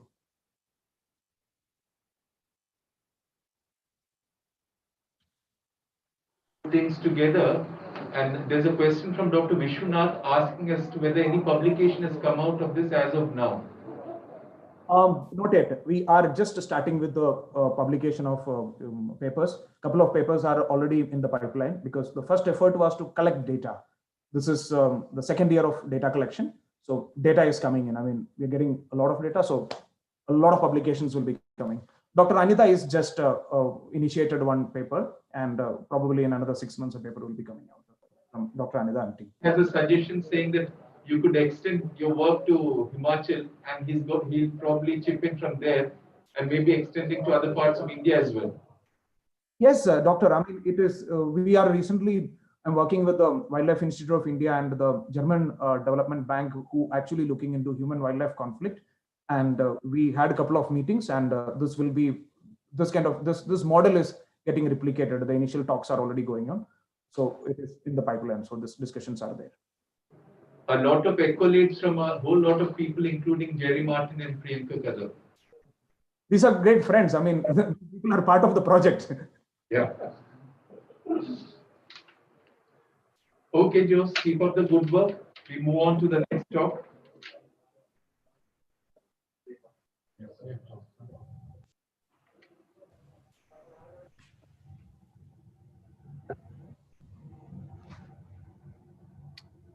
Very early good morning, Professor Fox, Professor J. Fox, is one of the pioneers in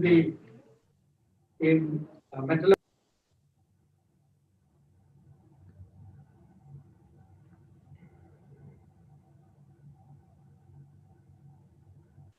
USA. He's going to speak on novel microscopic approaches to visualize snake envenomation, insights into the pathophysiology of snake venom metalloproteinase.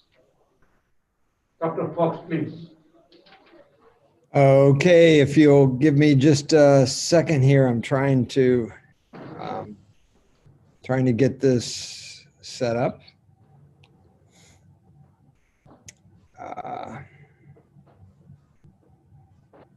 But good morning, everyone. In the meanwhile, good to see everyone. Okay. Okay. I'm back. Can everyone hear me? Can everyone see me? Yeah, we can. Yeah. Yes. All right.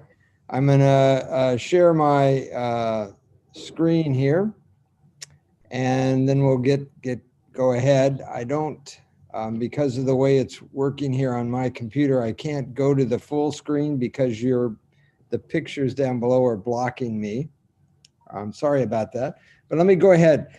Thanks everyone for allowing me to get up so early to see you all today, and excellent talks I've heard so far today. We're going to move a little bit more into the basic science realm, away from the clinical, but I hope you'll find it interesting.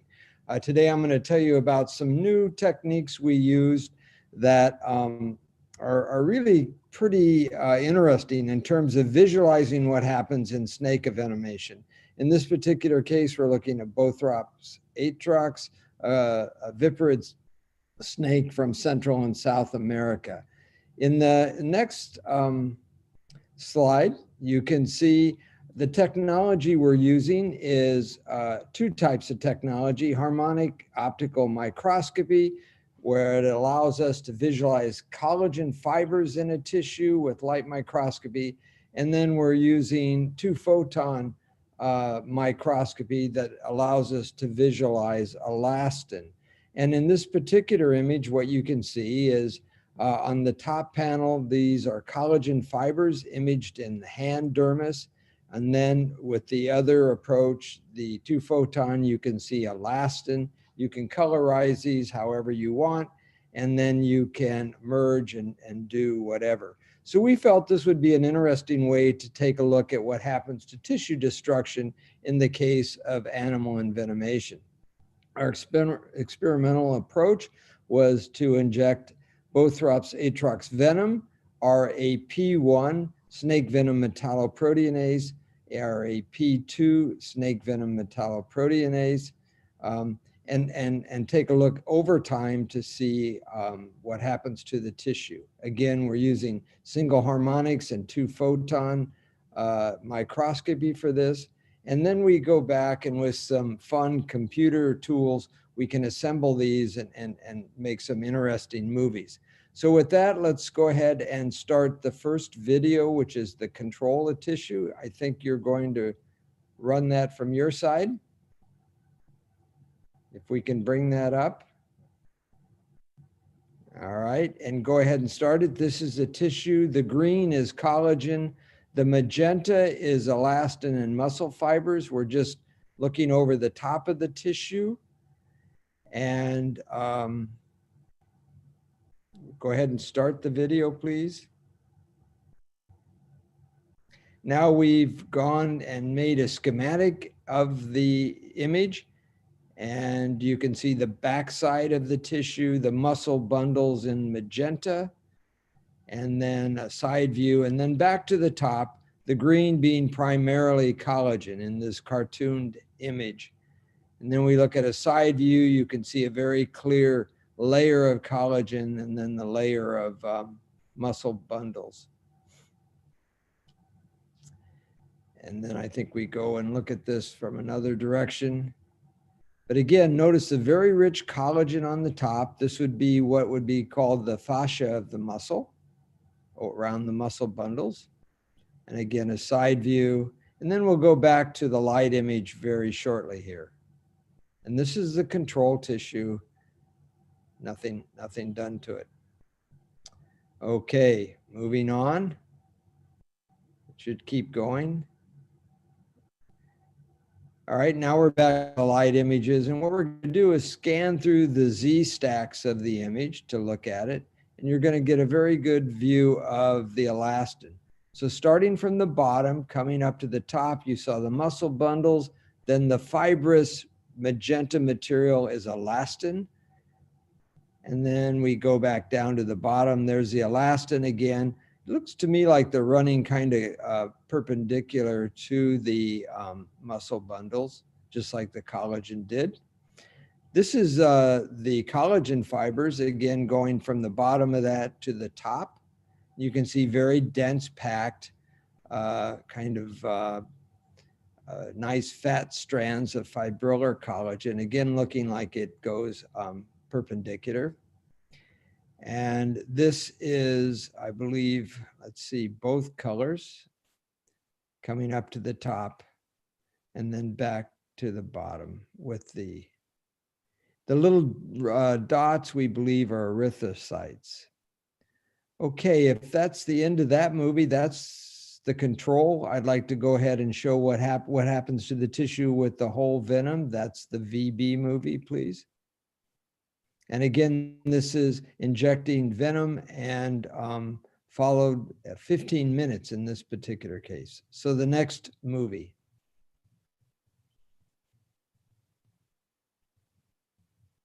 There we go. You can, this VB, okay, go ahead and start. You can see the muscle bundles. The white fibers on top are what happens when you kind of bleach out the green on top of the bundles. Now we're just scanning at the top. We will go and do a cartoon. You can see that there's limited amounts, or at least appears limited amounts of the green on top. It's still there. That represents collagen. The magenta, again, represents muscle bundles are elastin, but noticeably very little green compared to what we saw. But it's still there, keep in mind. Now we take a side view, and again, you don't see that layer of collagen. It seems to be somewhat disrupted. This is the bottom.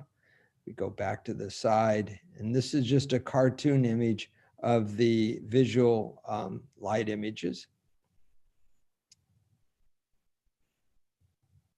And here we go. Side, I think we have one more side and we'll go on. All of these are in the same format. And notice a very strange looking sort of collagen.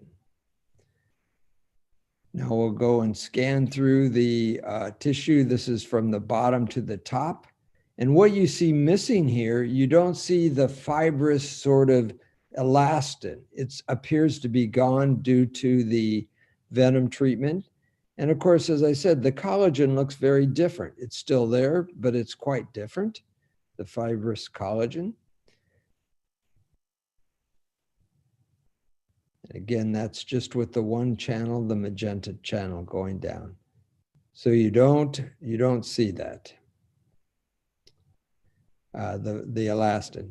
You do see a lot of the little magenta dots, which we think, I don't know this for certain, but I believe those are erythrocytes. This is in the green channel. Again, notice how different the collagen looks.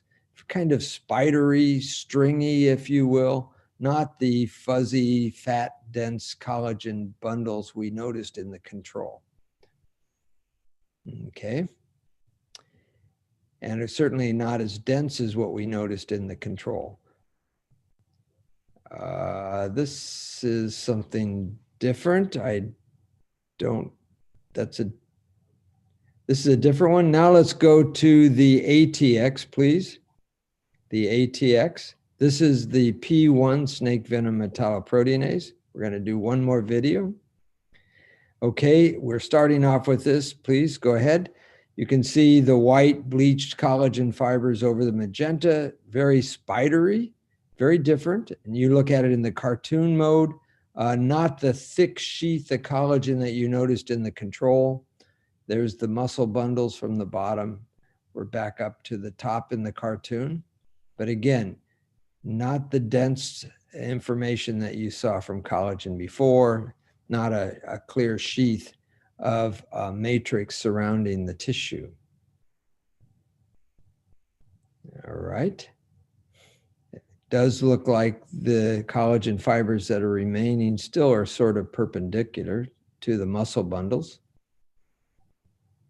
So clearly the particular toxin there, just like the venom, had a significant effect in terms of changing or disrupting the structure of the collagen. And you'll notice as we go back to the light image, there's not going to be any appearance of elastin.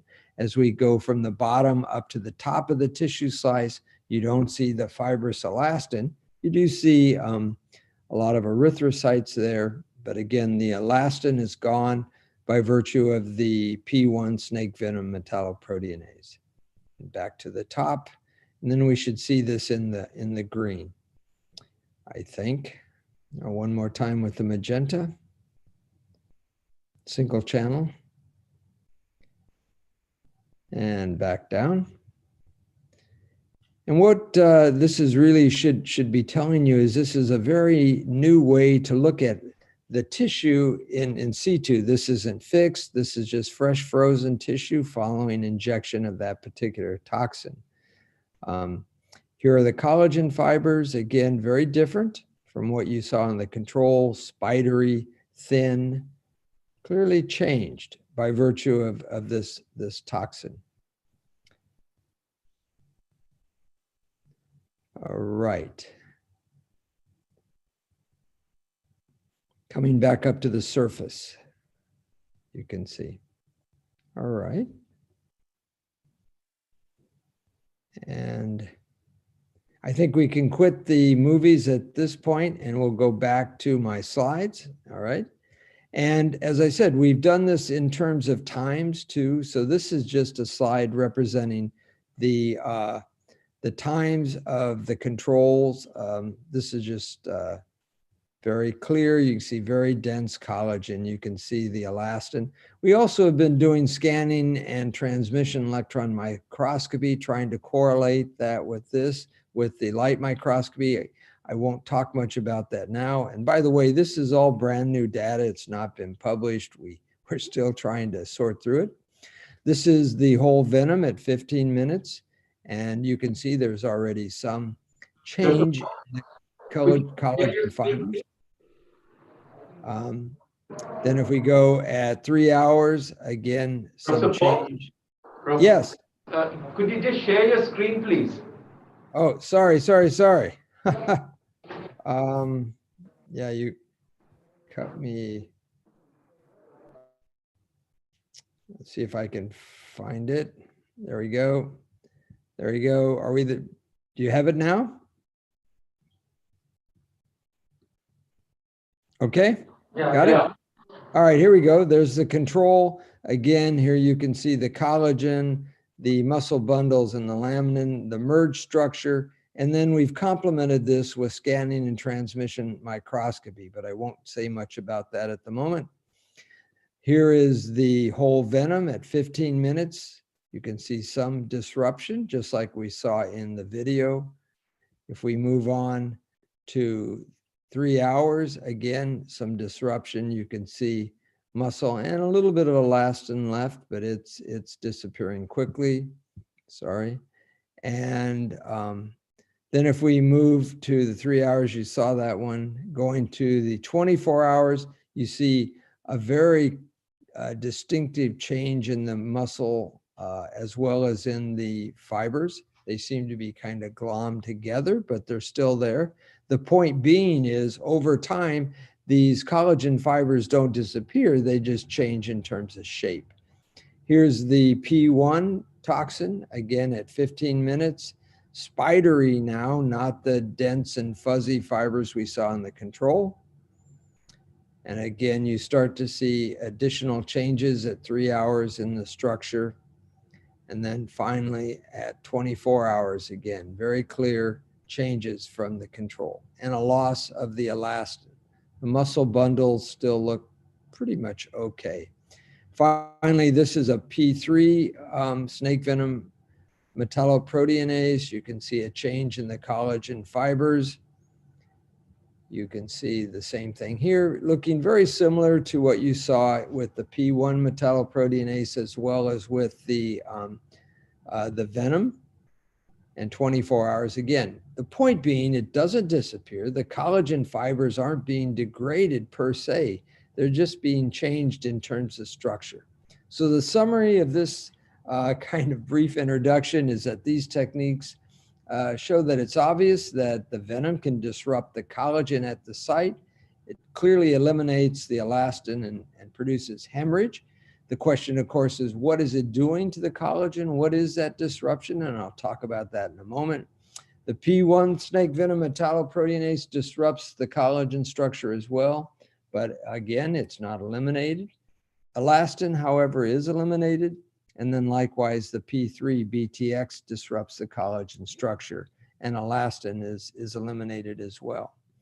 So if we go on to the conclusions, as expected, we always have thought that there's been some effect on collagen, but we know the venom and the P1 and P3 snake venom metalloproteinases, in my opinion, are not collagenases. So what gives rise to that change in structure? And what I think is happening is what we do know from other studies in our laboratory is all the ancillary collagens, the facet collagens, and the other proteins that bind to collagen and help give rise to its fibrous structure are being cleaved very quickly by the venom and the toxins. And that leaves this spidery sort of collagen network left after it's over. Both toxins appear to perform more or less the same, but we're still looking at that again with the other microscopy techniques to see if we see any subtle differences between the P1 and P3. It may be more a matter of kinetics. So I'm going to end with that and just say that this is a very new, interesting way to look at this.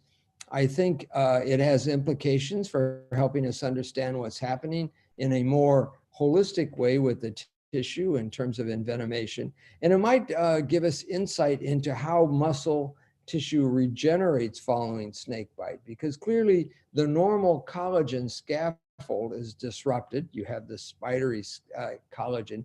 And then the question is, how do these ancillary collagens come back in and repopulate at the wound site and ultimately allow the tissue to regenerate?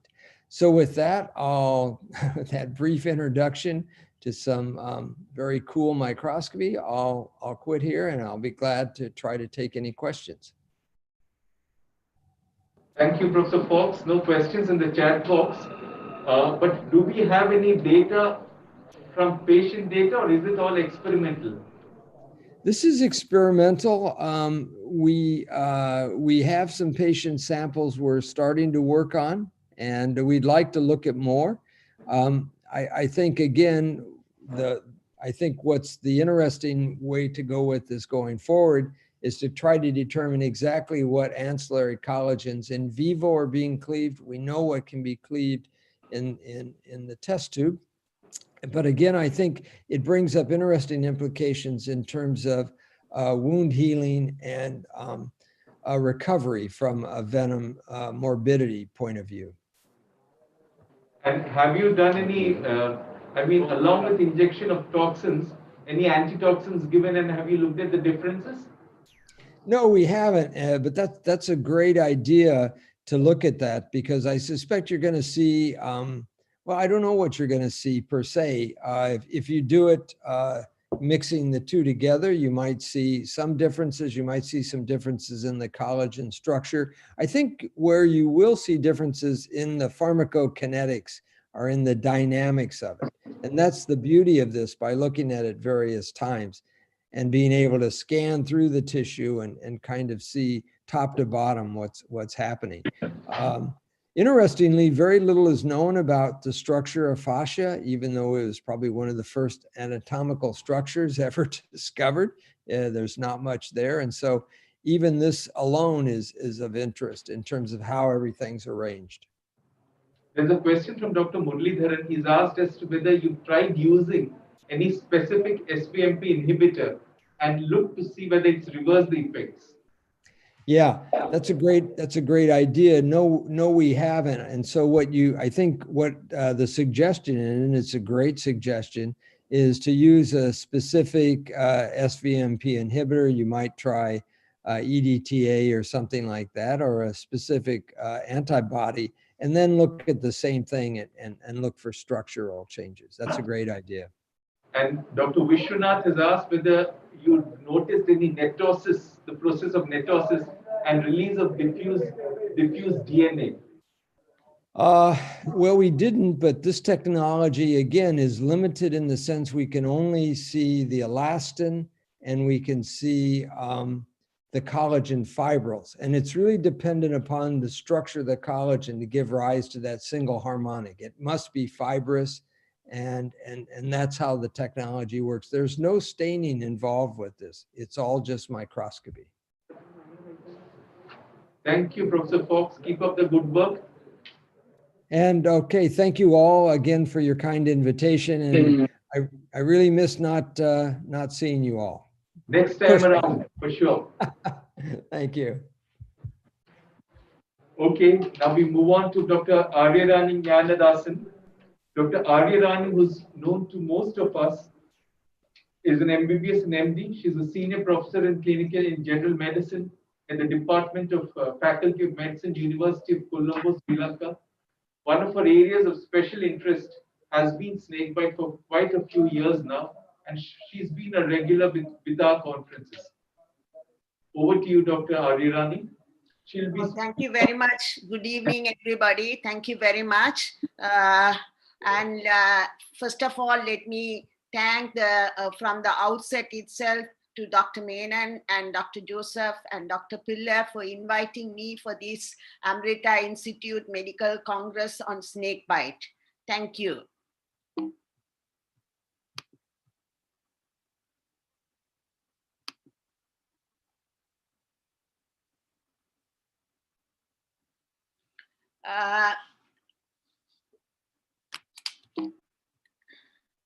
I'll be talking about the Sri Lankan scenario of hump-nosed viper envenoming. Let me start with the magnitude of the problem in Sri Lanka. As you know, snakebite constitutes the major public health problem in Sri Lanka as well in any other Asian countries. It causes significant morbidity and mortality. In a recent community-based national survey, which was done in 2016 in Sri Lanka, it was estimated over 80,800 snake bites with 3,000 cases of envenoming and 500 deaths per year. And an estimate by Kasturi Ratna and all in 2008 on hospital-based study, it has revealed that about 33,000 of snakebite patients admitted annually to the hospitals. But anyway, remember, these are of course not the exact details, but it is only from the hospital records which were maintained. And from this study, we know that the majority of the snake bites are due to hump-nosed pit vipers. And there are several studies which I have quoted here that has shown the hypnale or hump-nosed pit viper bites varies from 22 to 70% of snake bites in Sri Lanka. So as you know, medically important snakes of Sri Lanka, just to remind you, we have cobra, naja, common crate, Sri Lankan crate, that is endemic to Sri Lanka, and we have rhesus viper, you just heard from Dr. Juan and other people, saw-scale viper, and this hump-nosed viper species, and green pit viper, and Sri Lanka being an island, we have 15 species of highly venomous sea snakes around our country. Just to show you, yes. Next slide, please. Just to show you, these are the, as you know, this is Naja, Bangarus ceruleus, and Bangarus selenicus, which is endemic to Sri Lanka.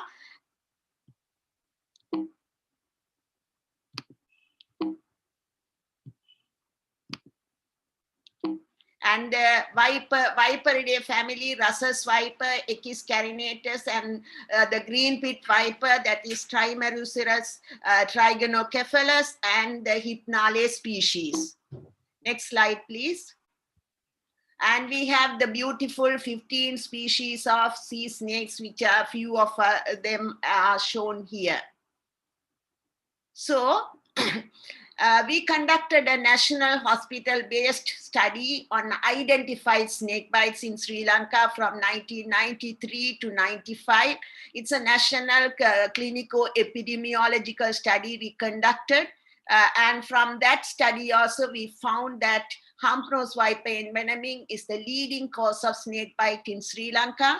And I must tell you, earlier these hump-nosed pit viper bites are not recognized in the past as venomous snakes. They were considered as non-venomous or mildly venomous, and people, when patients are bitten by hump-nosed pit viper, they are not either not admitted or not even treated in the hospital. They considered that mildly venomous snake. But we realize now it is, even though in the past it was not considered medically important snakes, now we realized from these studies it is responsible for significant morbidity and mortality, as well as it also causes life-threatening envenoming to human beings. And the strange thing, we also realized, even though we have this snake, hump-nosed viper, which causes major morbidity and mortality, unfortunately, we do not have antivenom to treat these patients, and we thought it is an urgent need for Sri Lanka.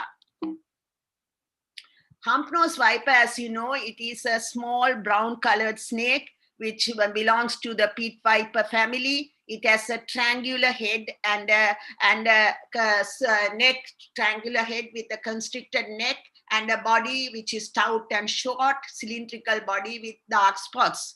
In our local language, the Sri Lankan and Sinhalese language, we call it Polantelisa. That really means viper with the upturned lip.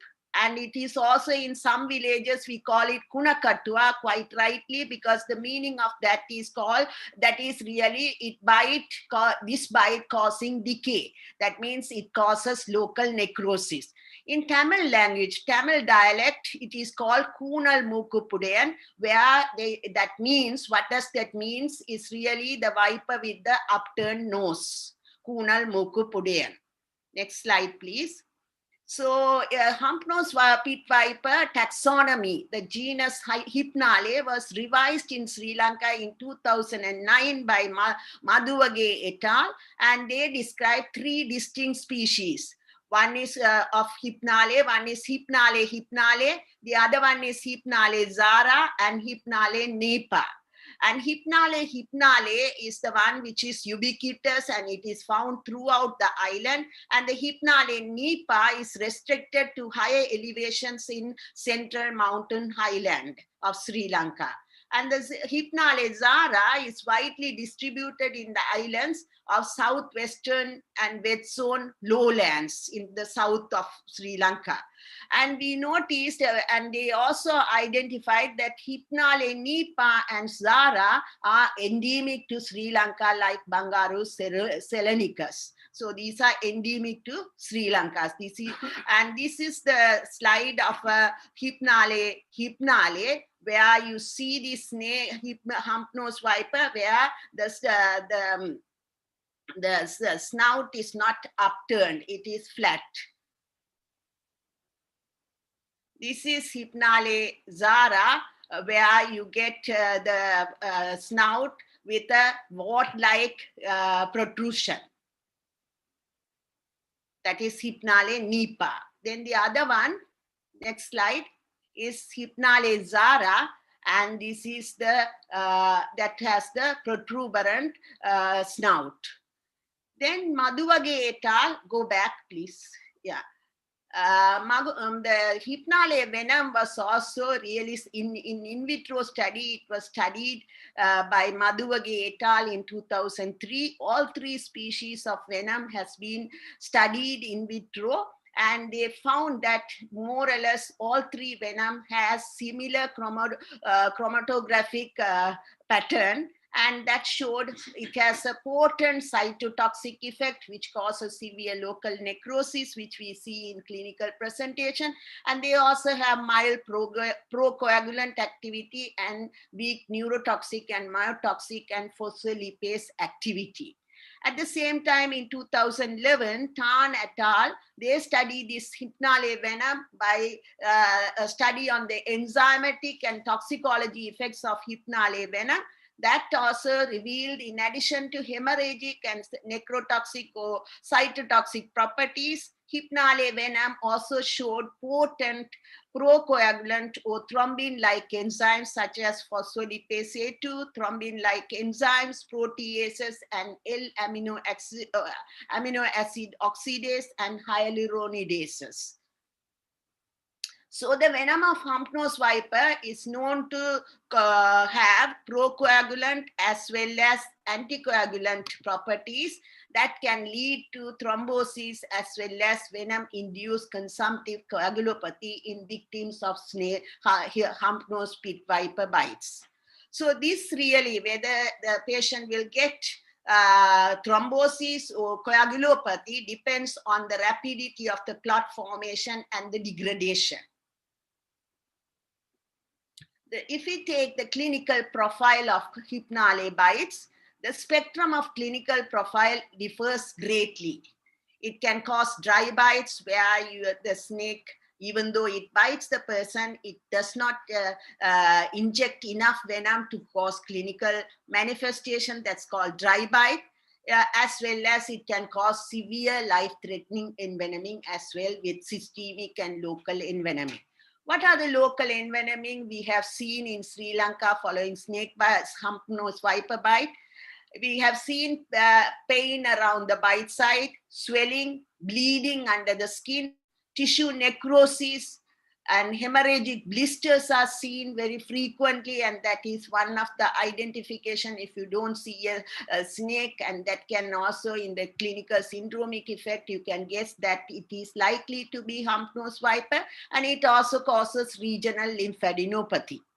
Can I have the next slide just to show the pictures? These are a few of the slides where you see the fang mark and the subcutaneous bleeding and swelling of this patient. He was a soldier who was bitten by hump-nosed viper while working in the camp in the forest. And this is another lady who was bitten, a teacher, while walking in the narrow path in the evening, dusky time. She was bitten by a hump-nosed viper where you get severe swelling up to the knee, and you can see the subcutaneous bleeding, and you can see the hemorrhagic blistering.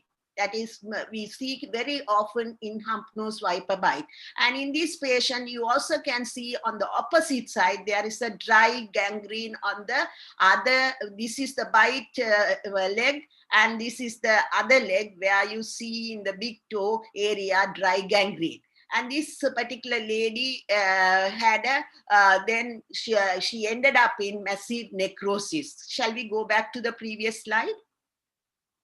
No, yeah, these are the local envenoming, the pattern of clinical profile we see in our patients following hump-nosed viper bite. And the systemic envenoming also depending on, and we see various presentations, mainly the venom-induced consumption coagulopathy and acute kidney injury. Even some people go into chronic kidney disease following hump-nosed viper bite, severe pulmonary hemorrhage, which is really life-threatening and challenging for the physicians, clinicians to look after these patients, thrombotic microangiopathy, ischemic strokes. We have had few patients, and in fact recently we had several myocardial infarction following hump-nosed viper bite with thrombotic microangiopathy, atrial fibrillation, sudden cardiac arrest, all have been reported following hump-nosed viper bite. And systemic envenoming, not only in adults, we also recognize in children as well. So it is very important. Next slide, please. This is that lady who had been, she was a teacher who had been bitten by hump-nosed while walking in the narrow pathway in the village, and she had hemorrhagic blisters and the severe local envenoming with the dry gangrene there. And you can see she was in the intensive care unit because she was very sick with acute kidney injury. And you could see in this bag, urine bag, where you can see the red urine. She had hematuria as well. And she really had several renal replacement therapy with hemodialysis. She never recovered from acute kidney injury. She went on to have chronic kidney disease, and finally she ended up in renal transplantation, and still she is living. So that's a story which ended up in good outcome. And this is the same lady. She had an extensive local necrosis. Finally, she has had a skin graft, and her kidney was never, the kidney function never came back, and we have to do a renal biopsy, and it showed bilateral renal cortical necrosis, and which led to chronic kidney disease, and she had a successful renal transplant. Next slide, please. So coagulopathy, normally it is associated with low fibrinogen level, as you know, and increased FDP or fibrin degradation product, and increased clotting time and incoagulable blood by 20 minutes whole blood clotting test. The thrombotic microangiopathy is characterized by microangiopathic hemolytic anemia. And when you do a blood picture, you see the fragmented cells and all. And you see the platelets are very low, thrombocytopenia. And you also see microvascular thrombotic occlusions, including leading to organ ischemia. And commonly it results in acute kidney injury, but sometimes it can lead to extrarenal organ ischemia, such as acute myocardial infarction. And in Sri Lanka recently, it was when hump-nosed viper bite patients, when they get acute kidney injury, it was very challenging for the clinicians to treat these patients. So there were few scientists, clinicians, nephrologists, they were studying on the mechanism and the outcome of acute kidney injury following hump-nosed viper bite. And there was a paper which was published recently, the title was Thrombotic Microangiopathy and Acute Kidney Injury Following Sri Lankan Daboia russelli and Hypnale species. And the conclusion from this study, when they have acute kidney injury with thrombotic microangiopathy, normally they treat with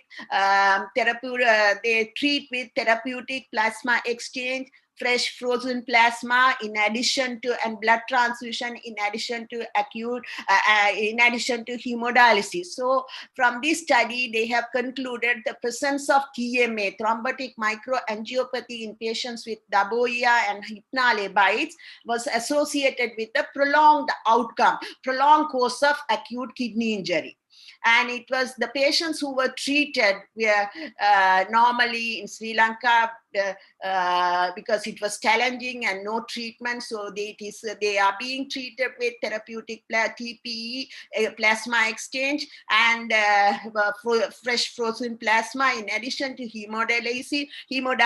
And they found that the patients with TMA who were treated with TPE were not improving very much. And the early and late outcomes are, when you compare with the patients, it is prolonged than people who are not treated with TPE. So that's a very important conclusion. So when because desperately people use various modalities of treatment, but they found that when they use TPE and fresh frozen plasma in addition to hemodialysis, the outcome was prolonged and they were not recovering, and the kidney functions were not coming back to normal for a long time. That was one of the conclusion from this paper. Two more, please. Yeah, I have come to the. Then there's there's severe kidney injury following Sri Lankan hump-nosed viper bite associated with TMA. Another study, similar study in a very different population, that again showed that when you have TMA, the acute kidney injury is very severe and it is associated with adverse outcomes. So, next slide, please. And there are a few more reported cases recently. We found that there are patients who develop acute myocardial infarction following hump-nosed viper bite. And there was recently a patient with pulmonary hemorrhage following hump-nosed viper bite. And like leptospirosis, we treated with methylprednisolone successfully and patient recovered. Next slide, please. And as you know, the treatment, of course, antivenom is the treatment of choice, gold standard for any snake bite. But we also, like Sri Lanka, also depend on the Indian polyspecific antivenom. As I mentioned earlier, we do not have antivenom for hump-nosed viper yet. And next slide, please. The good news is with the collaboration with University of Peradeniya and Costa Rica, now we have got a new antivenom, which is a new whole IgG freeze-dried polyspecific antivenom for 4 species, that is Daboia rhesus viper, Echis carinatus, Hypnale, and Naja. And it has shown in the preclinical studies were very promising, satisfactory, compares favorably with Indian antivenom, and the clinical trials have been started and they have almost finished, and the report will be available very soon. We all are awaiting very anxiously to see what is the report, and if it is successful, then of course we'll have something to go by. Otherwise, we treat our patients symptomatically, and when they have complications like acute kidney injury, all the modalities in addition to renal replacement are tried, but sometimes it is, most of the time, it is very saddening to see patients go into complications. Thank you very much indeed for your patient hearing.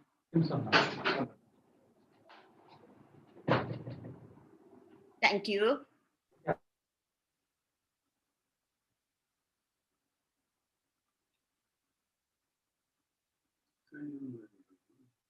Thank you very much for the organizing committee for giving me the opportunity to present. Thank you. Some questions. Thank you very much. Yeah, I'll read the question.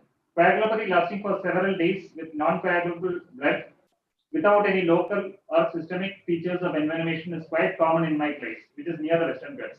No change with either ASV or FFP. Just subsides over time. What's your experience? It was not clear. Can somebody tell me?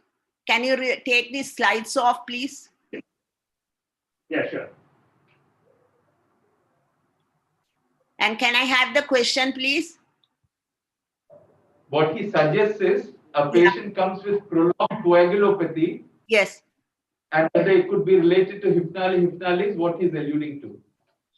We don't we don't have antivenom, so we don't treat. And there are some people who have tried with fresh frozen plasma, but anyway, even there was a clinical trial done, not in hump-nosed viper bite, but with rhesus viper envenoming with antivenom and fresh FFP, and it has shown no benefit. So we don't really treat. Okay. There is one more question from Alex Fernandez. Do you see adverse reactions when IgG antivenoms are administered? Oh, we see quite a lot of adverse reactions for antivenom, but we have educated everybody. We have a national guidelines also. We have said for hump-nosed viper bite not to use antivenom. So nowadays, in the past, people used to give polyspecific Indian antivenom for everybody, every bite, whether it is hump-nosed over. But now we have given the guidelines and people are really educated, and the physicians are not using antivenom for hump-nosed viper bite. But in other bites, when we use polyspecific antivenom, we have seen quite a lot of reactions, as Dr. Indra mentioned in her previous lecture. Yeah, I'll take one more question. That is from President Thiru. Thank you, doctor. A very valuable session. Is there an indication that administering polyspecific ASV in Hump-nosed pit viper bites worsens outcomes, particularly when initially the species is not identified to be SNPV. Yeah, I have seen quite a lot of patients earlier. They used to treat unidentified snake bite, and they treat it is really later when you go by the clinical syndrome, it's really hump-nosed viper bite. Even in my unit, they have given antivenom, and people almost died and they had complications. I have seen. Yeah, I'll take one more from Dr. George Paul. Thank you for sharing the problems and your possible solutions. I have a pathology trainee from Sri Lanka, and he was telling me of his experience working for 2 months in one of the northern cities with green pit viper and hump-nosed pit viper. Yeah. Elucidating. Yeah, our experience with hump-nosed, the green pit viper bite mainly causes local envenoming. We have not seen in human bites causing any acute kidney injury or coagulopathy. But it's common with children when they are playing and all, they are being bitten and they get local envenoming. Thank you. Thank you, Dr. Adirani. Very informative as usual. Thank you. Hard work going, Dr. Adirani. Thank you very much, Adip. Thank you. Thank you very much. It was a pleasure. Thank you. Same here, same here. Hope to meet all of you all physically next year around. Yes, hopefully. Yeah. So we move on to the last session for today. This is a video presentation from Priyanka Kadam. You can mute. So I'll play the, I'll just give the bio and play the videos, and after that the speaker will be available for taking the questions. Priyanka Madam and Sri India doesn't need any introduction for the delegates here, but as you see, Snakebite Healing and Education Society is a civil society working towards snakebite management and mitigation. It works with various initiatives and NGO partners in more than 10 states. The efforts are strategic as well as grassroots level. So today we will be playing 2 videos. The first video will be a short advocacy film for 3 minutes. First, I will go ahead and play the video for you. Give me a minute.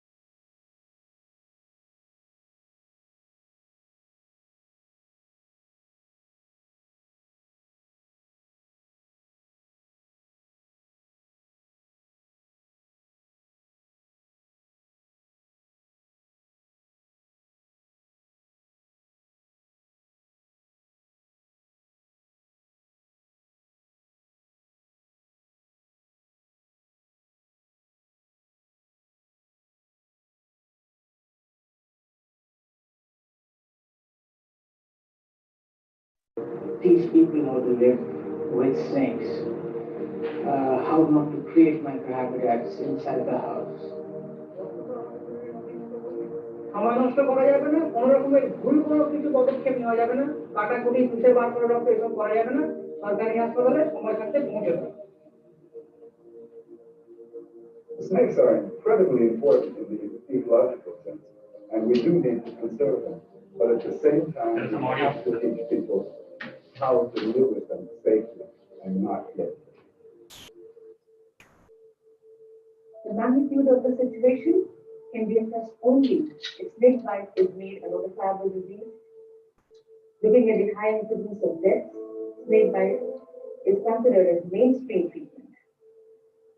and snakebite management extensively in medical college curriculum. Each and every person, even little boys and girls, should know the signs and symptoms of plague.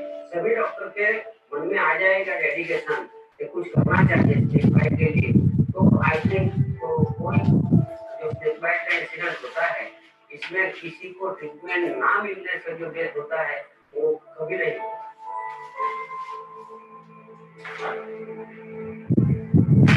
The right to life, the right to medical treatment. These are rights given to each of us by our constitution. But when it comes to snakebite, there appear to be no rights. Together, we need to bring about a change. We need to join forces and work together.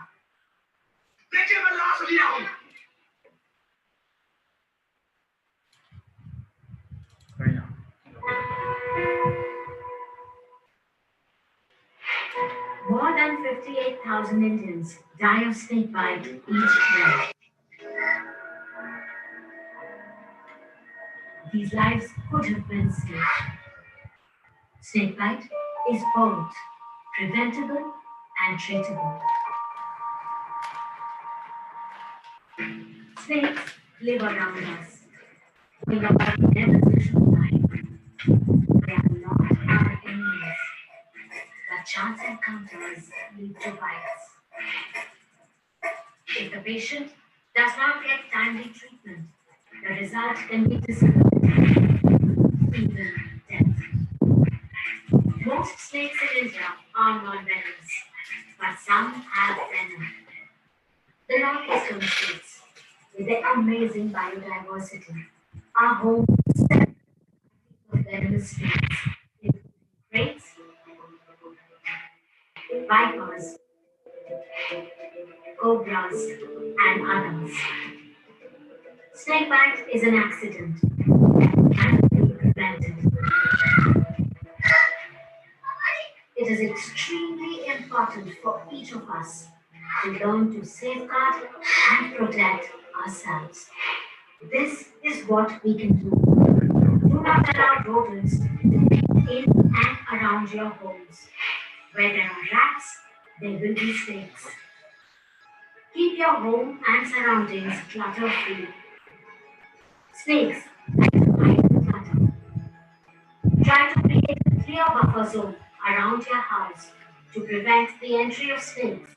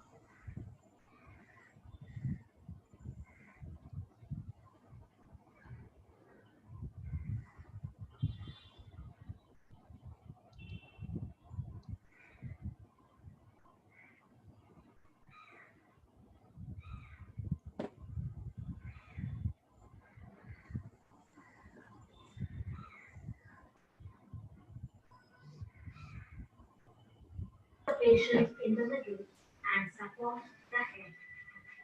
Always keep the number of the nearest doctor and ambulance handy. Remove tight objects like rings, toe rings, watch, belt, or sacred thread from the patient's body.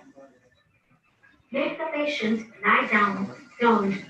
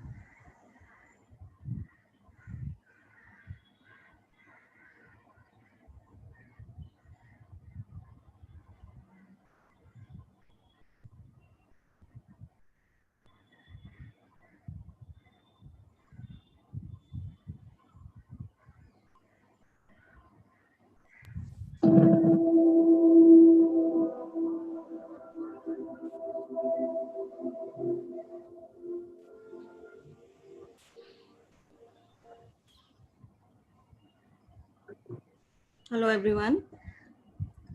Frustrating to see there was no audio at all for the videos, and we were releasing this video. This was a new video we had made for the Northeast states. It is going to be used in 8 states of North India, Northeast India, and this is the English version. So, but without the audio, absolutely it was of no use, because half the time people could not hear what was going on. This video is going to be dubbed in 8 languages in the coming months. So that is something new that we have done right now.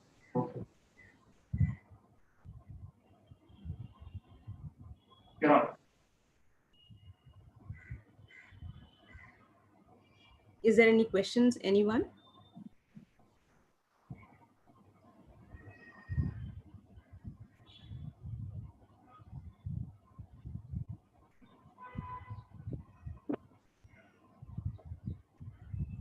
If there are no questions, I think we close the session for today.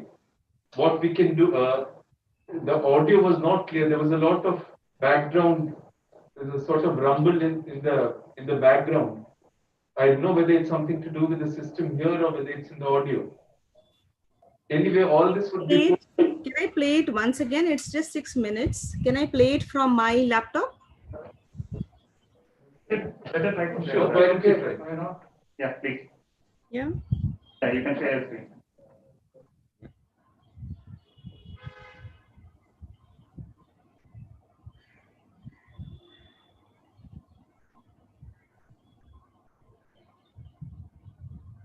Can you see the screen? Yeah. Can you hear? More than 58,000 Indians die of snakebite each year. The video is not being played. When safe. Hello? Snakebite is both preventable and treatable. Can you not see it? Snakes live around us, going about their business 1 second. of life. They are not our enemies, but chance encounters lead to bites. Can you see it now? No. Yeah. Yeah, please. More than 58,000 Indians die of snakebite each year. These lives could have been saved. Snakebite is both preventable and treatable. Snakes live around us, going about their business of life. They are not our enemies, but chance encounters lead to bites. If the patient does not get timely treatment, the result can be disability, even death. Most snakes in India are non-venomous, but some have venom. The northeastern states, with their amazing biodiversity, are home to several varieties of venomous snakes, including kraits, vipers, cobras, and others. Snakebite is an accident that can be prevented. It is extremely important for each of us to learn to safeguard and protect ourselves. This is what we can do. Do not allow rodents to breed in and around your homes. Where there are rats, there will be snakes. Keep your home and surroundings clutter-free. Snakes like to hide in clutter. Try to create a clear buffer zone around your house to prevent the entry of snakes from farms or ponds. Wear closed shoes when you step out, especially at night. Keep paths clear of leaves and brush. Look out for snakes before you step forward. Do not keep livestock or poultry inside or close to your house. Keep the toilets and the exterior of your house well lit and clutter-free. Check your field before starting work. Run a stick through the growth. Tap the ground. If a snake is there, it will be alerted and will move away. Always use a torch at night. Snakes are found in leaf litter, shrubs, and under the rocks. Walk on clear paths. Use a mosquito net if you sleep on the floor. Keep it well tucked from all sides. It is safer to sleep on a cot. Never ever fool around with any snake. A stressed and frightened snake is likely to bite. Hundreds of careless snake handlers get bitten every year. What are the do's and don'ts in case of a snake bite? Stay calm and do not lose time. It is true that a majority of snakes are non-venomous. It is also true that venomous snakes may give a dry bite by not injecting the venom, but do not take any chances. Snake bite is a serious medical emergency. Time is precious. Note the time of bite. Do not allow the snakebite patient to move around. Reassure and immobilize the patient and the bitten limb. Keep the bitten area still and preferably below heart level. This will slow down the blood circulation and prevent venom from spreading rapidly. Call for an ambulance immediately. The toll-free numbers are 108 and 112. If the ambulance is delayed for any reason, rush to the nearest government hospital yourself. If a four-wheeler is not available, use a motorcycle. Seat the patient in the middle and support the head. Always keep the number of the nearest doctor and ambulance handy. Remove tight objects like rings, toe rings, watch, belt, or sacred thread from the patient's body. Make the patient lie down, turned to the left side. Fold the right leg. The patient's right hand should support the head in this position. This is the safe position on way to the hospital. Tell the doctor if the patient has received antivenom earlier. Inform the doctor of any allergies to any medicine. Never ever take the snakebite patient to a faith healer or snake charmer. Snakebite cannot be treated with any charm or spell, amulet or herb. Treatment for snakebite is available only in hospitals. Never try to remove venom by cutting, sucking, or with a syringe. Such actions are futile and dangerous. Do not tie the bitten limb tightly. This may stop blood circulation and lead to loss of limb. However, if already tied, do not release pressure before treatment starts. Do not try to kill the snake or capture it. This is a futile, dangerous exercise that will not help the patient in any way. Remember, thousands of Indians succumb to snakebite each year just because they did not receive the right help and timely treatment. Those who reported immediately to the hospital and received timely treatment survived the bite because snakebite is treatable. Do stay alert. Do stay safe.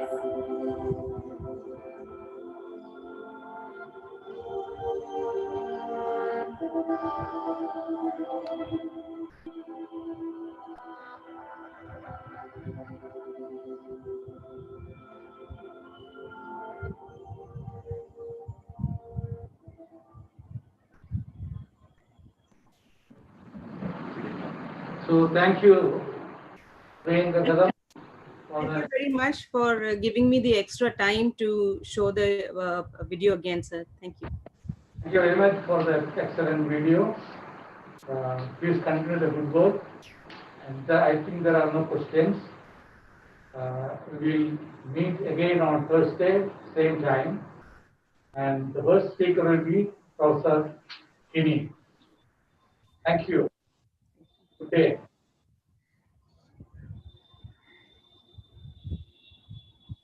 Thank you very much. Yeah. Okay, bye-bye all. See you all day after tomorrow. See you all. Bye.